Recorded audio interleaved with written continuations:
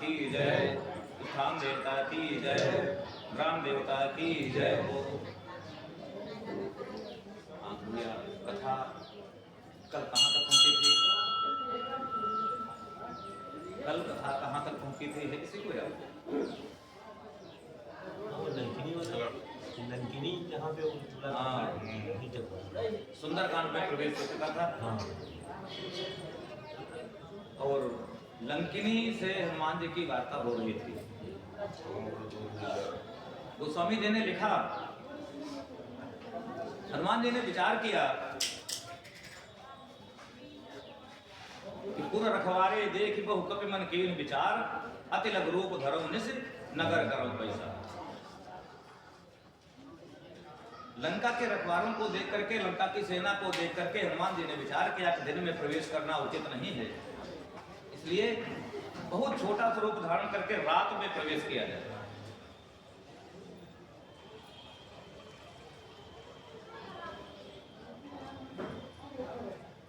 तो ऐसा विचार करके जब सायंकालीन हो गई, अंधेरा होने लगा, तो हनुमान जी ने क्या किया, मशक समान रूप कपि धरी और लंका ही चले सुबीर नरहरि। मशक समान अर्थात मच्छर के समान स्वरूप धारण करके और लंका में प्रवेश करने के लिए उद्यत हुए, प्रवेश नहीं कर पाए।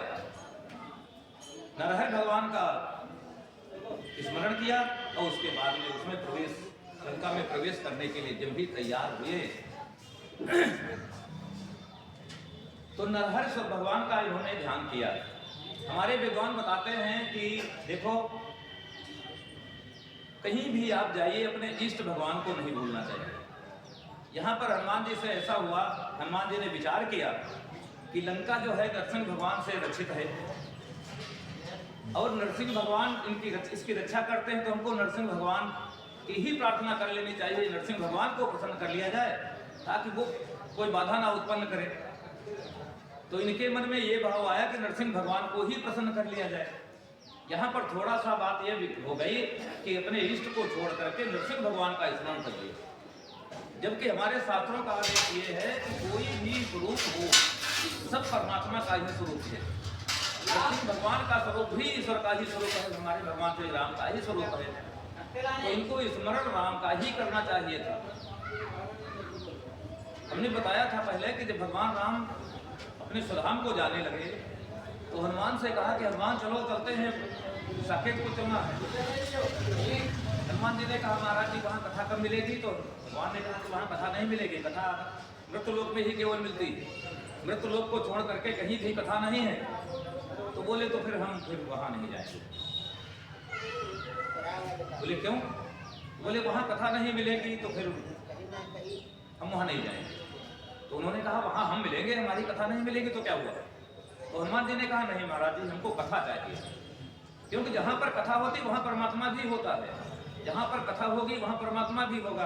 तो इसलिए यहाँ जब रहेंगे तो आप भी मिल जाएंगे कथा के माध्यम से और कथा भी मिल जाएगी।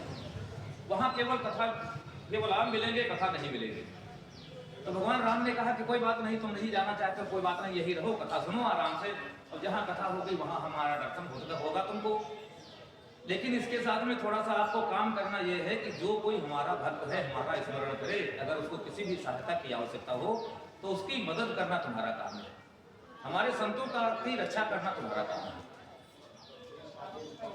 तो कहने का भाव यह है, नाम यदि कोई भक्त राम का लेता है, लेकिन सहारे के लिए, संरक्षण के लिए हनुमान जी स्वयं आ जाते हैं। तो वही है, यहाँ पर हनुमान जी से ये हुआ कि नरसिंह भगवान का स्मरण अगर कर लिया जाए तो नरसिंह भगवान कोई भी बाधा उत्पन्न नहीं करेंगे। अच्छा, नरसिंह भगवान से रक्षित कैसे थी? जब हिरण्यकशिप के स्वरूप में जब पूर्व जन्म में हिरण्यकशिप था तो नरसिंह भगवान ने इसको नरसिंह स्वरूप धारण करके इसका संहार किया। तब से इसको ये पता चल गया कि नरसिंह भगवान सबसे बड़ी शक्ति हैं, तो इसलिए नरसिंह भगवान को ही प्रसन्न कर लिया जाए। और जब नरसिंह भगवान ही प्रसन्न हो जाएंगे तो हम किसी से हारेंगे नहीं, ये इसके मन में धारणा थी। तो कहीं कहीं तो विद्वान बताते हैं कि इसने नरसिंह भगवान की मतलब जो है तपस्या की, नरसिंह भगवान से वरदान मांगा कि प्रभु हम ये चाहते हैं कि आप हमारी नगरी की सुरक्षा करें। भगवान ने कहा कि ठीक है रक्षा तो हम करेंगे, लेकिन एक चीज है, हमारी पूजा समय से हो जानी चाहिए। रावण महाराज ने कहा कि सबसे बड़ी समस्या, ये तो बहुत बड़ी समस्या है, क्योंकि तामस तन को साधन नहीं, यानी तामसी स्वरूप है। 8 बजे तक सोते हैं, 10 बजे तक पूजा, सवेरे 4 बजे जब के कौन करेगा भगवान की? ये सबसे बड़ी समस्या है। आ गई। भगवान ने कहा कि भाई हमारी पूजा जो है ब्रह्म मुहूर्त में होनी चाहिए। रावण महाराज ने कहा ये तो बहुत बड़ी समस्या, हम लोग तामसी आदमी 8 बजे 10 बजे तक सोते हैं, तो 4 बजे उठ करके तब इनकी मतलब जो है पूजा कौन करेगा? लेकिन तब तक ध्यान आ गया विभीषण का। तो रावण महाराज ने कहा कोई बात नहीं, चलो ठीक है, कोई भी पूजा कर दे। तो नरसिंह भगवान ने कहा कोई भी पूजा कर दे, लेकिन समय से पूजा हो जानी चाहिए। जिस दिन समय से पूजा नहीं होगी, जिस दिन वो समय गुजर जाएगा, पूजा हमारी नहीं हुई, हम उसी दिन आपका नगर छोड़कर चले जाएंगे। रावण ने विचार किया कि ठीक है, हनुमान को विभीषण को लगा दिया पूजा पर, वो तो पूजा पाठ करता रहता है, उसको पूजा पर लगा दिया, कोई बात नहीं, आराम से पूजा करो।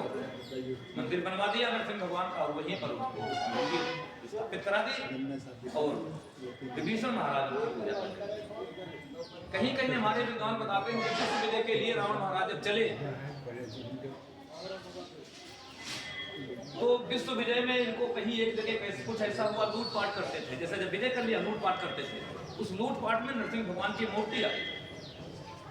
इसलिए ये समझ नहीं पाया कि नरसिंह भगवान की मूर्ति आ गई, लेकिन जब लंका में ला करके देखा तो नरसिंह भगवान की मूर्ति, उसको रावण महाराज को स्वप्न हुआ कि हमारी मूर्ति समय से मतलब हमारी पूजा होनी चाहिए। उसने कहा महाराज ये तो नहीं हो पाएगा कहीं, अब वहाँ अपशकुन होने लगे, बगैर पूजा के कोई भी मूर्ति उसमें अपशकुन होने लगे, कहीं आग लग जाए, कहीं कुछ हो जाए, कहीं कुछ हो जाए। रावण महाराज ने विचार किया क्या करना चाहिए, तो नरसिंह भगवान ने स्वप्न दिया कि हमारी पूजा समय से होनी चाहिए। रावण महाराज ने कहा महाराज अगर वापस कर दे तो? बोले वापस अब जाना नहीं है, अब हम आ गए हैं तो वापस नहीं जाएंगे, वापस हम तब जाएंगे जब हमारी पूजा निश्चित समय से नहीं होगी। हम आ चुके, हमारी स्थापना करो और हमारी पूजा करो। तो वापस भी जाने के लिए तैयार नहीं हुए, तो विभीषण जी को वो मूर्ति दे दी गई, मंदिर बनवा दिया गया। विभीषण जी ने कहा महाराज हम पूजा करेंगे, लेकिन ये हमको आप पर कोई प्रतिबंध नहीं होना चाहिए,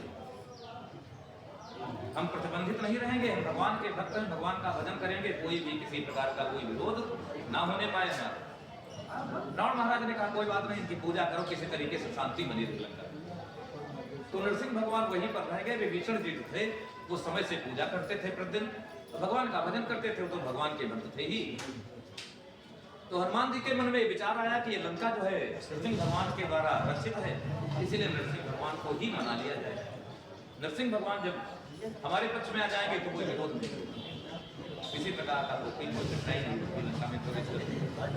तो जो ही इन्होंने हनुमान जी ने क्या किया, लंका चले सुमिर नरहरि, जो ही नरहरि भगवान का स्मरण करके लंका में प्रवेश करने के लिए तैयार हुए, तब तक नाम लंकिनी एक निश्चरी सो कह चले सुमिर।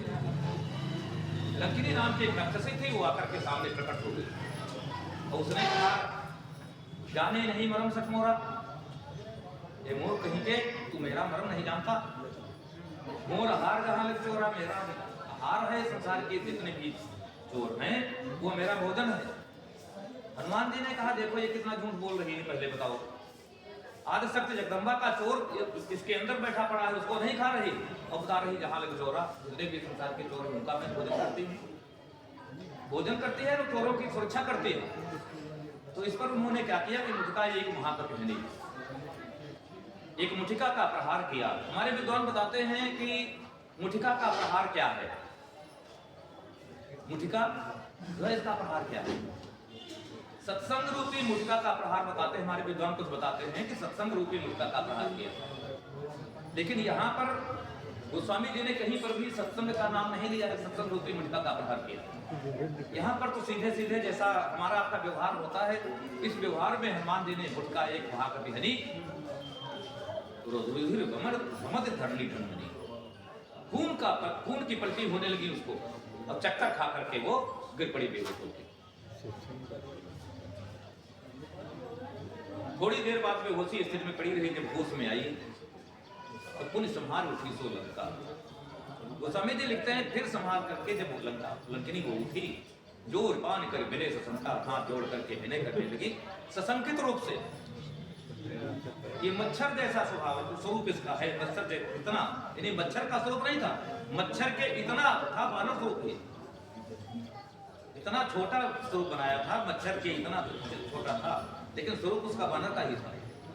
तो उसने संकित होकर के, शंका उसके मन में थी और विनय करने लगी। जब रावण है ब्रह्मवर्ती ना बोली, वो उसको ध्यान आ गया पुरानी बात का, तो कहने लगी कि जब रावण है ब्रह्मवर्ती ना चलत विरंच कहा मूर्ति ना, जब रावण को जब वरदान दिया था ब्रह्मा जी ने, तो चलते समय जब सब लोग चलने लगे तो हमको बुला करके ब्रह्मा जी ने कहा चलत विरंच कहा पहुंची ना विकल के मारे। लंकिनी, जब कभी कोई ऐसी घटना घटे कि किसी बानर के मारने से तो व्याकुल हो जाएगी, हो जाना विकल के मारे, तब जाने से निश्चय तो समझ लेना कि निशाचरों का नाश समीप आ चुका है। तो निशाचरों के नाश के लिए ये पता चल गया, ये संकेत हो गया, मालूम पड़ता है निशाचरों का नाश समीप आ चुका है ब्रह्मा जी के वरदान के परिणाम। तो विनय करने लगी।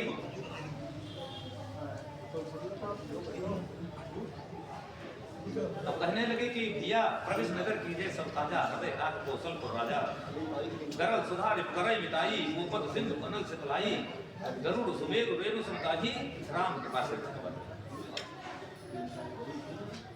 जब उसको वरदान का ध्यान आया तो उसने कहा कि भैया कोई बात नहीं, प्रवेश नगर कीजिए सब ताजा, नगर में आप प्रवेश करो आराम से, जो भी काम करना है भगवान का काम करने के लिए आप आए हो, भगवान का काम जो भी करना है वो सब करो। लेकिन अब सत्संग शुरू हो गए। करल सुधार करई मिताई, गोपद सिंधु अनल सितलाई, गरुड़ सुमेरु रेणु समताही, राम कृपा कर चितवा जाहि। काकभूषण जी गरुड़ जी से कहते हैं कि गरुड़ सुधार करई मिताई, गरुड़ जो जिस होता है वो अमृत का काम करने लगता है, शत्रु जो है मित्रता करने लगता है। गरुड़ सुधा ऋतु करई मिताई, गोपद सिंधु, समुद्र जो है गाय के दूध के समान हो जाता है। गोपद सिंधु अनल सितलाई, आग जो है दाहकता नष्ट होकर के शीतलता प्रदान करने लगती है।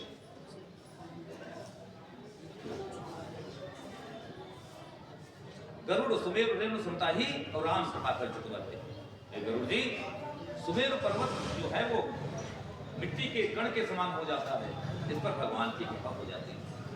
तात स्वर्ग अपवर्ग सुख श्री सुनाए गंध, तूल नता है सकल मिले जो सुखलव सत्संग। तात स्वर्ग अपवर्ग सुख धरिए तुलाए गंध। देखिए गोस्वामी जी ने लिखा, लंकिनी कह रही है हनुमान जी से कि भैया स्वर्ग का सुख और अपवर्ग का सुख एक यानी पलड़े पर रख दिया जाए, तुला लाख लगा करके, एक पलड़े पर स्वर्ग का सुख और अपवर्ग का सुख रख दिया जाए। अब एक पलड़े पर क्या है, लव मात्र का सत्संग रख दिया जाए, लेकिन फिर भी वो उसकी बराबरी नहीं कर सकता। लव मात्र का जो सत्संग है उसकी बराबरी स्वर्ग का सुख और अपवर्ग का सुख कोई भी उसकी बराबरी नहीं कर सकता। तूल नता है सकल मिल जो सुख लो। अब देखिए स्वर्ग का सुख, स्वर्ग किसे कहते हैं? स्वर्ग किसको कहते हैं? जैसे ही तो कहते हैं वो स्वर्गामी हो गए, स्वर्गगामी हो गए, स्वर्गवासी हो गए, स्वर्गवासी। लेकिन स्वर्गवासी कैसे होता है? स्वर्ग किसको कहते हैं ये भी तो जानो पहले कि स्वर्ग कहते किसको? स्वर्गवासी तो हो गए, लेकिन स्वर्गवासी का मतलब, स्वर्ग का मतलब क्या है? जैसे कहते हैं स्वर्ग में जाना, स्वर्ग में जाना, वो स्वर्ग को चलेगा। अरे क्या स्वर्ग? स्वर्ग किसे कहते हैं? स्वर्ग की परिभाषा क्या है? स्वर्गवासी हो गए। अब कहां स्वर्ग में क्या है ये कोई पता नहीं है। भूखे मर रहे हैं, प्यासे मर रहे हैं, क्या हो रहा है, धूप से परेशान है कि कांटे चुभोए जा रहे हैं कि डंडा पड़ रहे हैं, क्या हो रहा है इसका कोई पता नहीं है। लेकिन स्वर्ग चले गए। स्वर्ग का मतलब क्या होता है? स्वर्ग कहते किसको है?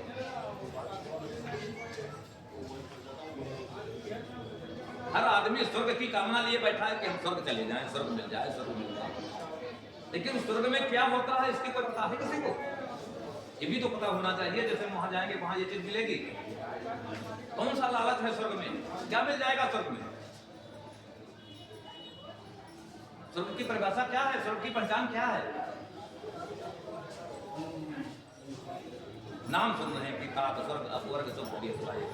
संसार में भी स्वर्ग और नर्क बना। कहते हैं स्वर्ग में सुख मिलता है और नर्क में यातना मिलती है, यही तो है। मतलब साधारण तौर पर यही तो कहते हैं। स्वर्ग कहते हैं किसको है, समझ लो आज के बाद स्वर्ग समझ लीजिए क्या कहते हैं, किसे कहते हैं स्वर्ग। स्वर माने किसे, स्वर क्या होता है? स्वर मीन्स स्वर किसे कहते हैं? स्वर जानते हो? स्वर निराकार होता है। स्वर निराकार होता है। छोटा बड़ा छोटी बड़ी इसका उच्चारण किया जाए, अगर इसमें व्यंजन न जोड़ा जाए, उच्चारण होता है इसका? नहीं हो सकता। व्यंजन के साथ में जब स्वर जुड़ता है तब वो पावरफुल होता है। अब समझो, जब जैसे यहाँ सब पढ़े लिखे बैठे हैं इसलिए बता रहे हैं इतना, नहीं तो इतने गाढ़े में जाने की जरूरत नहीं है। आसान जैसे सब समझाते चले जा रहे हैं वैसे हम भी बोल देते, स्वर्ग अपर को बोल करके आगे बढ़ जाते। लेकिन यहाँ पर थोड़े से समझने वाले बैठे इसलिए बताया जा रहा है, जो स्वर होता है वो निराकार है। स्वर का उच्चारण संभव नहीं है। जब व्यंजन के साथ में स्वर जुड़ता है, व्यंजन के साथ में जब स्वर जुड़ता है तब वो पावरफुल होता है। जिस प्रकार से निराकार क्या करता है, जब वो साकार बनता है, अगर कुछ करना होता है तो उसको साकार स्वरूप धारण करना पड़ता है। इसी प्रकार से स्वर जो होता है ये किसी व्यंजन के पास जाकर के जब व्यंजन से जुड़ता है तब वो पावरफुल होता है। स्वर के बिना व्यंजन भी बेकार। जिस प्रकार से इस शरीर में कहीं जीव निकल जाए शरीर बेकार, इसी प्रकार से जिस प्रकार से इस शरीर में प्राण और शरीर, इसी प्रकार से स्वर और व्यंजन थे। तो स्वर यानी निराकार और गा माने गमन करना, अर्थात जो निराकार में गमन करने की क्षमता रखता है उसे स्वर्गगामी कहते हैं। साकार स्वरूप यहीं पर छूट जाता है। भाई जो हम लोग शरीर धारण किए हैं ये शरीर यहीं पर छूट जाता है और सूक्ष्म शरीर जो है निकलता है यहाँ से, तो स्वर में गमन करता अर्थात निराकार में गमन करने की उसकी क्षमता हो जाती है। उसे स्वर्ग कहते हैं, स्वर्गगामी कहते हैं। स्वर प्लस गा माने गमन करना, जो निराकार में गमन कर सकता है। हम लोग निराकार में नहीं जा सकते। साधारण स्वरूप धारण करके ये जो मायावी शरीर है इसको लेकर के स्वर्ग में नहीं जा सकते, स्वर्ग में नहीं जा सकते। इसीलिए स्वर्ग जाने का जिसने जिसने प्रयास किया उसको स्वर्ग में प्रवेश करना मना है। हमारा प्रमाण है, यहाँ पे हमारा जो है प्रमाण है। कहते हैं एक त्रिशंकु राजा थे, नाम सुना होगा त्रिशंकु का। उन्होंने अभिलाषा की कि हमको स्वर्ग जाना है सदैव। विश्वामित्र जी बड़े विचित्र महात्मा थे। उन्होंने कहा कोई बात नहीं, तुमको सदैव भेज देंगे अपने तब्बल से। त्रिशंकु ने कहा ठीक आप भेज दीजिए, हम सदैव जाना चाहते हैं। विश्वामित्र जी ने कहा तुम जाने के लिए तैयार हो, अपने तब्बल से भेज रहे हैं। विश्वामित्र जी ने अपने तब्बल के प्रभाव से उनको स्वर्ग की तरफ भेज दिया। अब त्रिशंकु ऊपर चले, जब वो स्वर्ग की सीमा पर पहुंचे, जब स्वर्ग की सीमा पर पहुंचे बस वहीं पर से रुक गए, उनकी बाधित हो गई गति। अब न इधर रह गए न उधर रह गए, वहां तो जाने का प्रवेश ही नहीं था। अब उधर से कुछ लोग बताते धकेल दिया गया, धकेला कुछ नहीं, उस सीमा में उनका प्रवेश नहीं हुआ, उसमें वो प्रवेश नहीं हो पाए। और वहां से वो नीचे को गिरने लगे। अब जैसे एक सीमा होती वहां तक गए और उसके बाद में जब इन्होंने तब्बल खींचा तो वहीं पर नीचे गिरने लगे। जब नीचे गिरने लगे तो विश्वामित्र जी ने देखा वे नीचे आ रहे हैं, तो उन्होंने अपने तब्बल से वहीं पर रोक दिया, बस वहीं पर रुक जाओ, नीचे नहीं आना। तो त्रिशंकु हमारे विद्वान बताते हैं आज भी उल्टे लटके। जो कर्मनाशा नदी है वो त्रिशंकु की लात से बताते हैं, वही उनकी लात निकलती है, उससे त्रिशंकु आज भी जमीन उसमें बीच आकाश में लटके। तो ये स्वर्ग का क्या मतलब होता है? स्वर में गमन करने की क्षमता जिसकी हो जाए, जिसकी गति स्वर में भी यानी निराकार में भी प्रवेश करने की क्षमता हो जाए, वो स्वर्ग होता है, उसे स्वर्ग कहते हैं। यहाँ पर निराकार रूप से आदमी जो है वहां पर प्राणी जो निवास करते हैं उसे स्वर्ग कहते हैं। आई बात समझ में? तो ये हो गया स्वर्ग। अब अपवर्ग किसे कहते हैं? तात स्वर्ग अपवर्ग। अपवर्ग देखो, स्वर्ग का नाम तो जानते हैं लेकिन अपवर्ग किसे कहते हैं? आ माने बिना, पा माने पा और वर्ग माने वर्ग। देखो का वर्ग, चा वर्ग, टा वर्ग, पा वर्ग, ये सब वर्ग हैं। जब व्यंजन में जाइए तो उस व्यंजन में क्या है? स्वर के बाद जब काफा का से प्रवेश करेंगे तो 5 अक्षर का वर्ग में है। 5 अक्षर चा वर्ग में, 5 अक्षर टा वर्ग में, 5 अक्षर ता वर्ग में, 5 अक्षर पा वर्ग में। 25 अक्षर जो हैं ये सब 5 वर्ग के अंतर्गत आते हैं। तो पा वर्ग, जहां पर पा वर्ग लागू ना होता हो उसे अपवर्ग कहते हैं। अब पा वर्ग किसे कहते हैं? पा वर्ग में 5 अक्षर होते हैं। कौन कौन से? पा, फा, बा, भा, मा होते हैं। अब पा से क्या है? पा से क्या है? पा मीन्स पतन।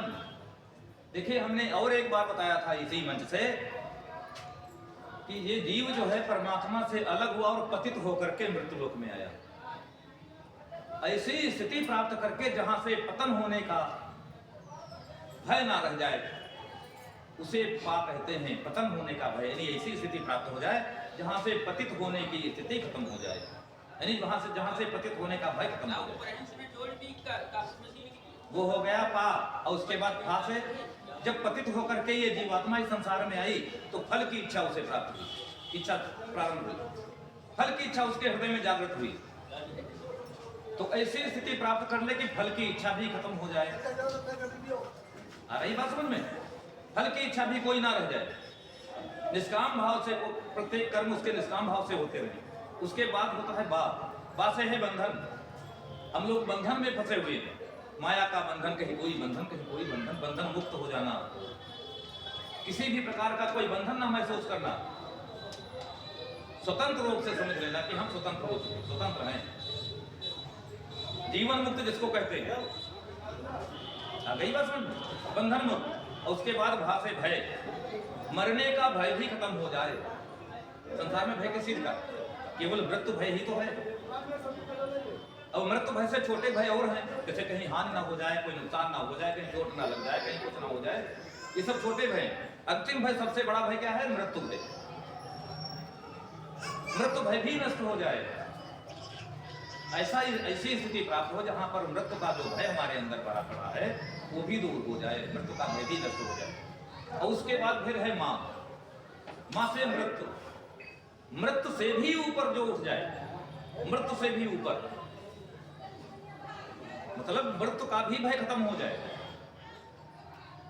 ये 5 पावर के अंतर्गत आते हैं। और जहां पर ये पांचों स्थितियां नष्ट हो जाएं उसे अपवर्ग कहते हैं, अर्थात मुक्त। जीवन मुक्त ब्रह्म पर जेऊ हरिगुण सुने निरंतर तेऊ। जीवन मुक्त महामुनि जेऊ हरिगुण सुने निरंतर तेऊ। ये जीवन मुक्त की स्थिति है। गोस्वामी जी ने लिखा और लंकिनी ने कहा कि भैया ताप स्वर्ग अपवर्ग सुख धैर्य तुलाए कंग तूल नताहि सकल मिल जो सुख लव सत्संग। लव मात्र के सत्संग से जो सुख मिलता है वो सुख ना पावर्ग में अपवर्ग में मिलता है और ना स्वर्ग में मिलता है। और उसके बाद में हनुमान जी से कहा कि भैया गरल सुधार करे मिताई गोपद सिद्ध होनल सितलाई गरुड़ समेत नियंत्रण ताही राम कथा कर जितवा चाहिए। और उसके बाद प्रवेश नगर की जय सब काजा हृदय राख वो सब रजा। उसने संकेत किया, देखो लंकिनी ने संकेत किया, यहाँ पे नरसिंह भगवान की इसका स्मरण करने की आवश्यकता नहीं है। लंका में प्रवेश करो, हृदय राख किसको? वो सब को राजा का भगवान राम का स्मरण। भगवान राम को अपने हृदय में धारण करके तब अंदर प्रवेश करो, हृदय राख को सबको राजा। तो ऐसा कह करके जब उसने कहा, फिर उसी स्वरूप में आए, छोटे स्वरूप में। उसके बाद में उसके बाद मंदिर मंदिर प्रतिकर शोधा देखे जहां तहां अगणित योधा। हनुमान जी ने प्रवेश किया तो क्या लिखते हैं? मंदिर मंदिर प्रतिकर शोधा। मंदिर देखो लंका में बताते हैं कि मंदिर मंदिर प्रत्येक मंदिर में गए। अब वहां पर सीधे सीधे गोस्वामी जी ने क्या लिखा है? गोस्वामी जी ने क्या लिखा? भवन एक तहाँ दीप सुहावा हर मंदिर तहाँ भिन्न बनाओ। केवल एक ही मंदिर का दर्शन यहाँ पे गोस्वामी जी ने लिखा है। और पहले चौपाई ये बता रहे हैं कि मंदिर मंदिर प्रतिकर शोधा, अर्थात वहां सब मंदिर बने थे।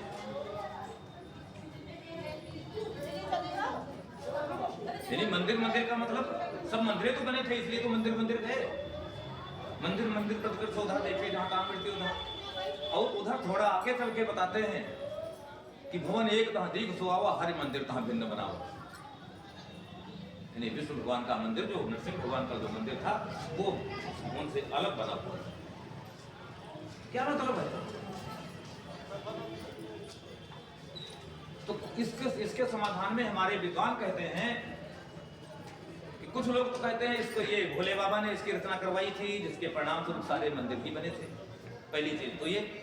दूसरी चीज ये, हमारे विद्वान इस शंका का समाधान करते हैं कि जब हनुमान यानी कोई भक्त जिस घर में भी प्रवेश करता है वो मंदिर बन जाता है। कोई भी भक्त या भगवान जिसमें निवास करता है, जिसमें रहता है, जिसमें प्रवेश करता है, वो मंदिर स्वरूप हो जाता है। अर्थात हनुमान जी जिस मंदिर में, जिस भवन में प्रवेश करते थे, जिस महल में प्रवेश करते थे, वो मंदिर स्वरूप हो जाता था। अच्छा, उसके बाद और विभीषण जी का भवन रह गया, क्योंकि विभीषण जी के महल के अंदर नहीं प्रवेश किया। हनुमान जी ने विभीषण के महल के अंदर प्रवेश नहीं किया, इसलिए उसे भवन लिखा गोस्वामी जी। पहली चीज। अब दूसरी चीज यह है, अन्य विद्वान और भी सूचित करते हैं कि मंदिर किसको कहते हैं। अब समझ लो मंदिर किसे कहते हैं। मंदिर की परिभाषा हमारे गोस्वामी जी ने तो यहाँ पर लिखी है इस प्रकार से, और मंदिर की परिभाषा सूर सागर में जाइए, सूरदास जी ने लिखा है, भ्रमर गीत नाम का एक लेख लिखा।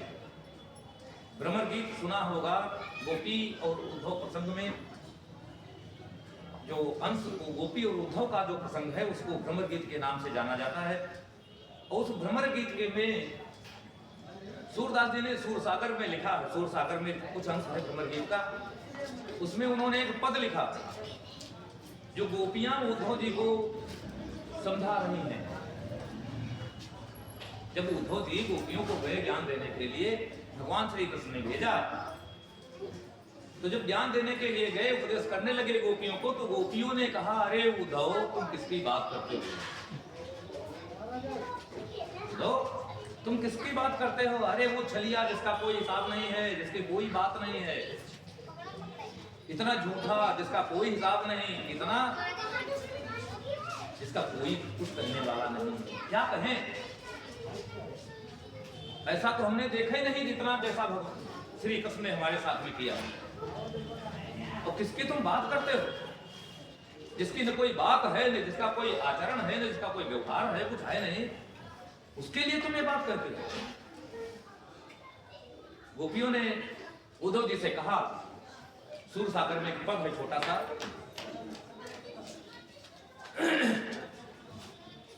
बोलो सतगुरुदेव भगवान की जय हो। तो गोपियां कहती हैं उद्धव से, ये उद्धव तुम किसकी बात करते हो? कहत कत परदेसी की बात, कहत कत परदेसी की बात, कहत कत, यदि किस परदेसी की बात करते हो? तो कहती है, गोपियां कह रही हैं कि मंदिर अरध अवधि बदि हम सो। मंदिर का प्रयोग वहां भी गोस्वामी जी ने, सूरदास जी ने मंदिर का प्रयोग किया है वहां। तो मंदिर अरध अवधि बदि हम सो, हरि आहार चल जात, कहत कत परदेसी की बात, कहत कत परदेसी की बात, कहत कत। फिर कहती हैं कि हर रिपु बरस सूर रिपु जुग भर,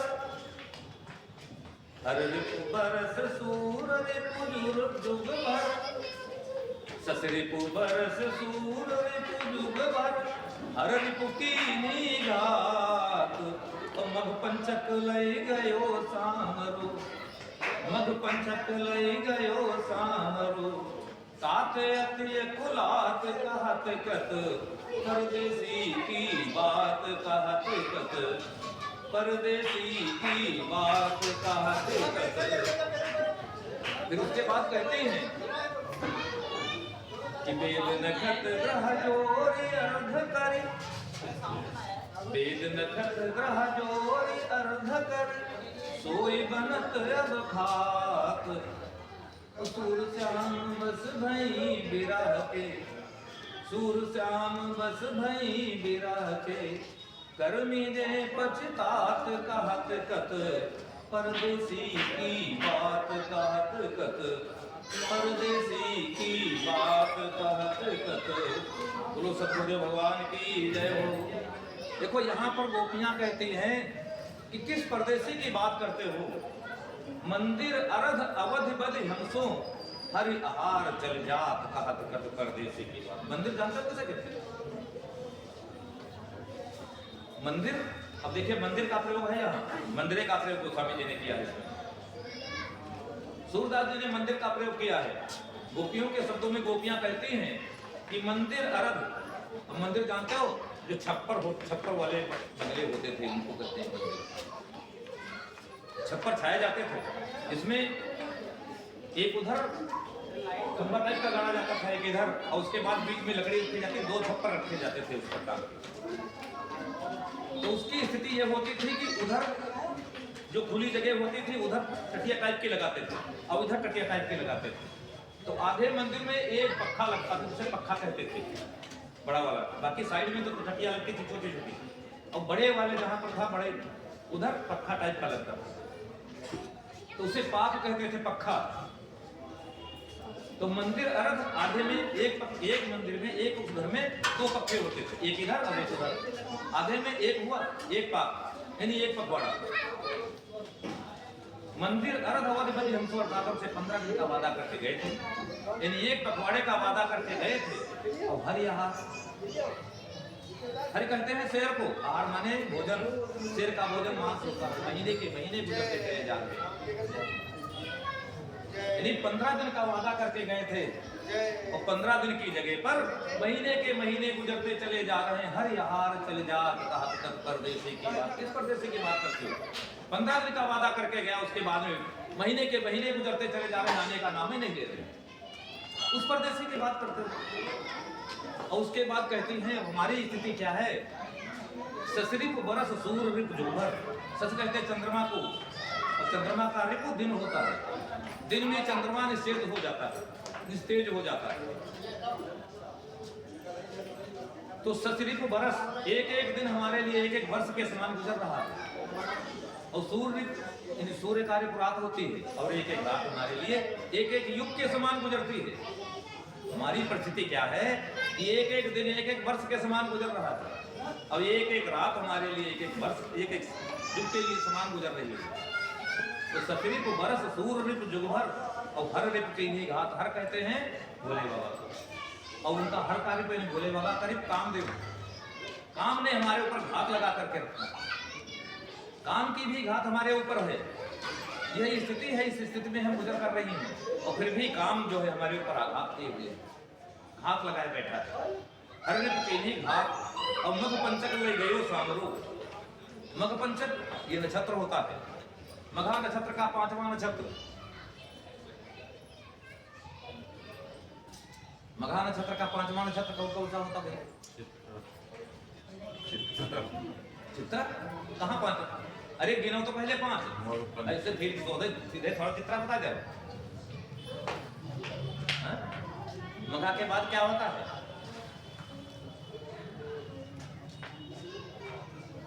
देखो मघा, उसके बाद पूर्वा, और फिर उत्तरा, और फिर हस्त, और फिर चित्रा। 5वां हुआ, 5वां नक्षत्र चित्रा। चित्रा अर्थात चित्त। मघ पंचक ले गयो सामरो, हमारा चित्त तो सामरा लिए चला गया। मघ पंचक अर्थात चित्त, जो था चित्रा नक्षत्र जिसे कहते हैं, तो चित्त हमारा तो सामरे के साथ चला गया। मघ पंचक ले गयो सामरो, ताते यते गुलाद कहा परदेसी की बात। हमारे पास हमारा मन भी तो नहीं है, हमारा चित्त हमारे पास नहीं है, तो हम कर भी क्या सकते हैं? पहले बताओ। मघ पंचक ले गयो सामरो, ताते यते गुलाद कहा परदेसी की बात। किस परदेसी की बात करते हैं? और उसके बाद कहते हैं हमारी स्थिति ये है, अब हम कर क्या सकती हैं? बस एक ही रास्ता हमारे लिए शेष बचा है। वेद नखत ग्रह जोर अर्ध कर। वेद कहते हैं 4 वेद होते हैं, नक्षत्र 27 नक्षत्र, 4 वेद, 31 हो गए, और 9 ग्रह। वेद नक्षत्र ग्रह जोर अर्ध कर, उसका जोड़ो 40 हो गए, उसका आधा 20, अर्थात 20 खाते बनता है। हमारी स्थिति ये है कि हम केवल अब जहर खा लें, बाकी कोई दूसरा हमारे लिए शेष नहीं बचा।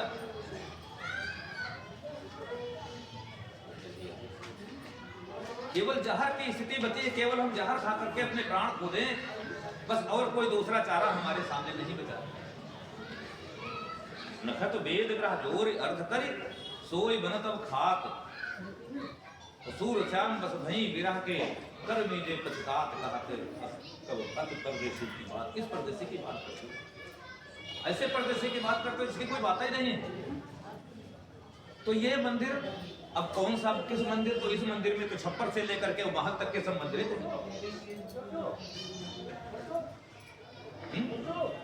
तो इसलिए गोस्वामी जी ने लिखा कि मंदिर मंदिर प्रतिकर शोधा, देखे जहां तहां अगणित योधा।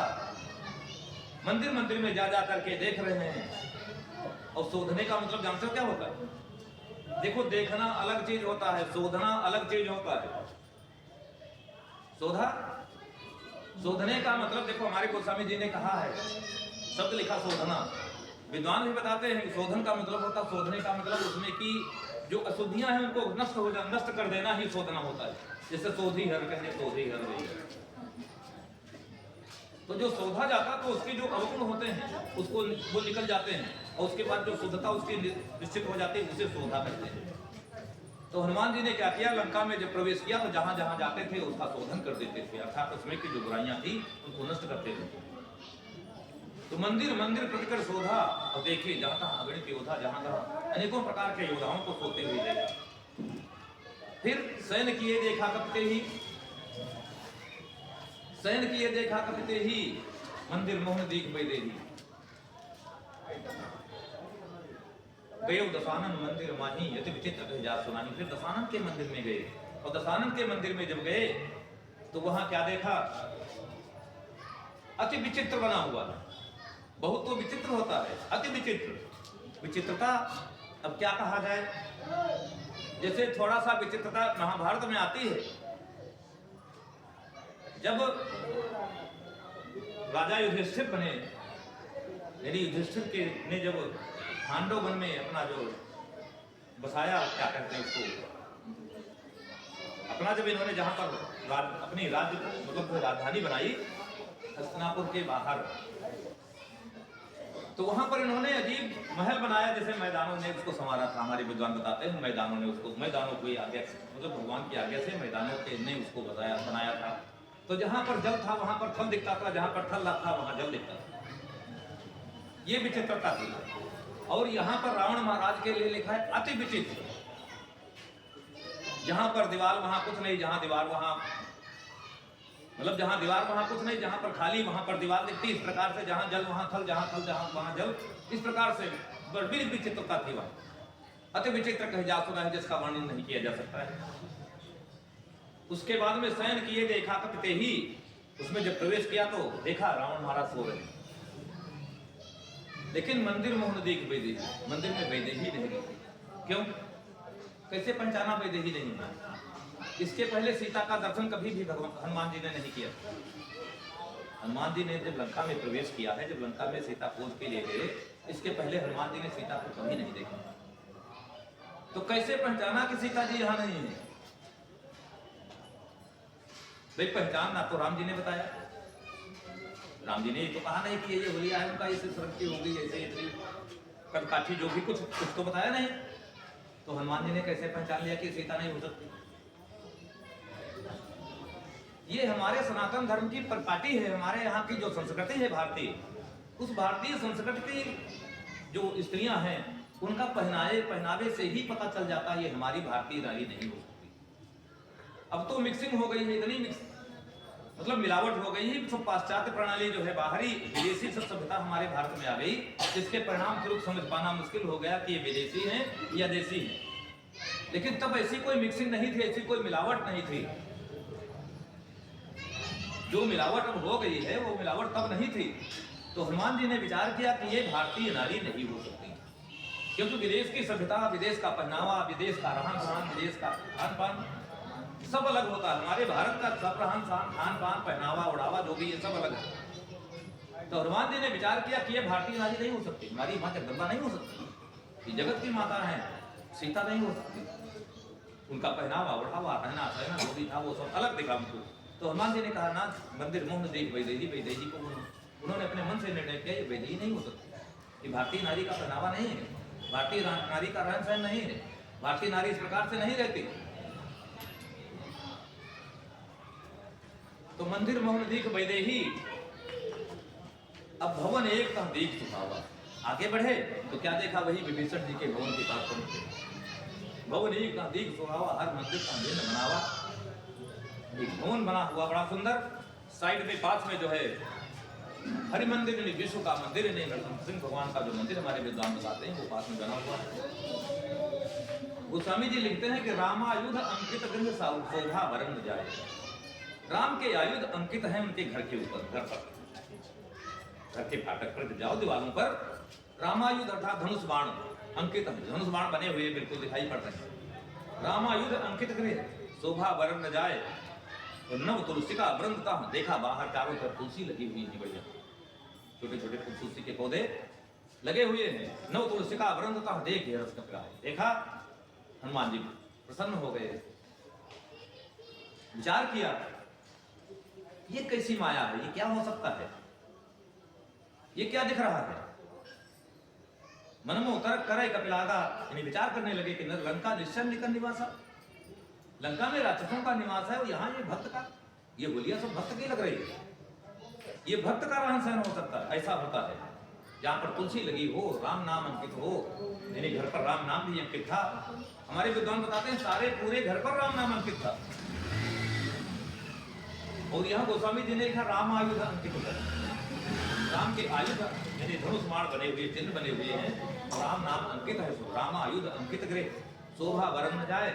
और नव तुलसी का वृंद देख हिरस कपड़ा, नव तुलसी के पौधे छोटे छोटे लगे हुए हैं, देखा हनुमान जी बड़ा प्रसन्न हुए, देख करके बड़ा हर्षित हुए। लेकिन विचार करने लगे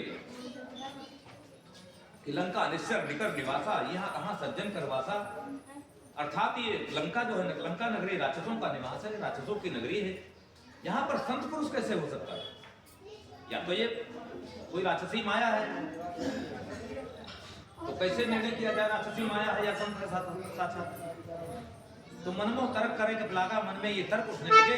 अब तो यही समय विभीषण जागा, उसी समय यही तर्क इनके हृदय में उठ रहे थे, तब तक विभीषण जी की आंख खुल गई। क्योंकि हमने बताया कि ब्रह्म मुहूर्त में उस नरसिंह भगवान की पूजा करने के लिए विभीषण जी सुबह ही उठते थे। और संत पुरुष जितने भी हैं सब ब्रह्म मुहूर्त में ही उठते हैं। तो ब्रह्म मुहूर्त का समय हो रहा था, हनुमान जी दरवाजे पर खड़े हैं, विभीषण जी की आंख खुली तो राम राम के सुमिरन किन्हा, राम नाम का स्मरण किया, हृदय हर्ष कब सज्जन किन्हा। हनुमान जी बड़ा प्रसन्न हुए, कहा ये पक्का संत, ये संत का लक्षण होता है कि जब आप देखो भगवान का स्मरण करते करते ही सो जाए, और भगवान जो ही आंख खुले भगवान का स्मरण हो जाए, तो समझ लो हमारे विद्वान कहते हैं जितनी देर आप सोते रहते हैं वो सत्संग का ही, मतलब राम नाम का इसके स्मरण में ही जोड़ लिया जाता है।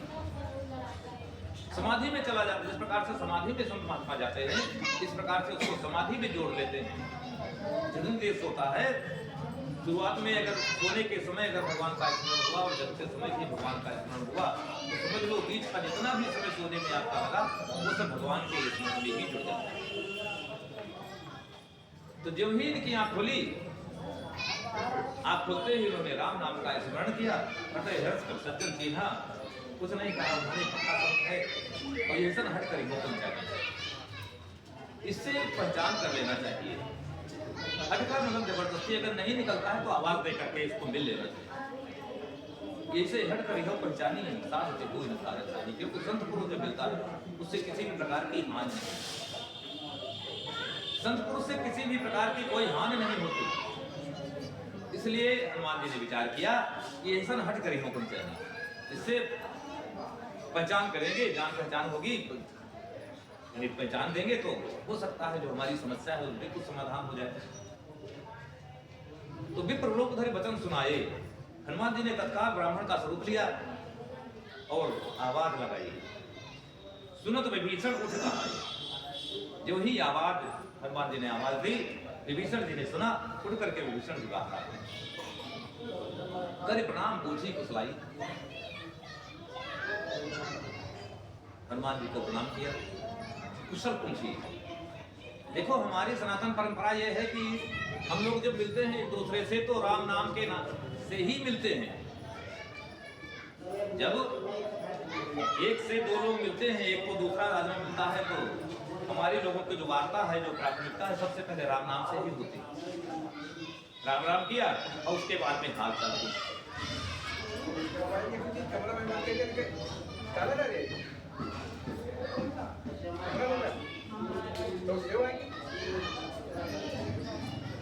विभीषण जी ने कहा, हनुमान आए, राम राम किया। उसके बाद में कर प्रणाम पूछी कुशलाई, विप्र कहा कथा बुझाई कि ब्राह्मण देवता हो आप हो। तो उन्होंने सारी बात जो थी हनुमान जी ने विभीषण जी से कही। और उसके बाद विभीषण जी ने कहा कि भैया कबहू कोई मैं जाने ना था, करें कृपा मान को ना था, कामस्तन का साधन नाही, प्रीत विपत सरोज मन माही। तामसी स्वरूप है, कोई साधन नहीं है, भगवान के चरणों में प्रेम भी नहीं है। कभी भी भक्त ये नहीं कह सकता है कि हम इस लायक हैं, हमने ये किया है, ये हमारा। और यदि वो कहता है कि हमने तपस्या की, हमने ये किया वो किया, समझ लो भक्त का लक्षण नहीं है, ये भक्त लक्षण नहीं है।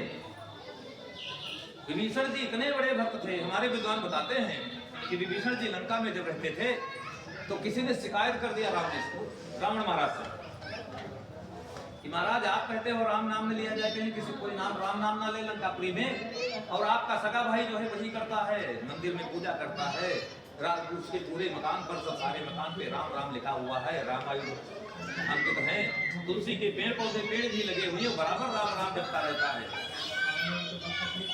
उस पर कोई प्रतिबंध नहीं है, हम लोगों पर प्रतिबंध है, राम नाम नहीं ले सकते।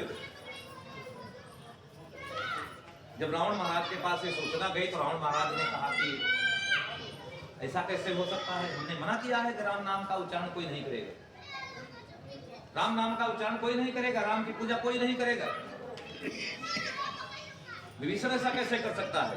अरे लोगों ने, गांव के मतलब जो है नगरवासियों ने बताया कि आप कहते हो करेगा नहीं, वो साक्षात करता है, जाकर के आप पता लगा लीजिए, उसके पूरे मकान पर राम राम अंकित है,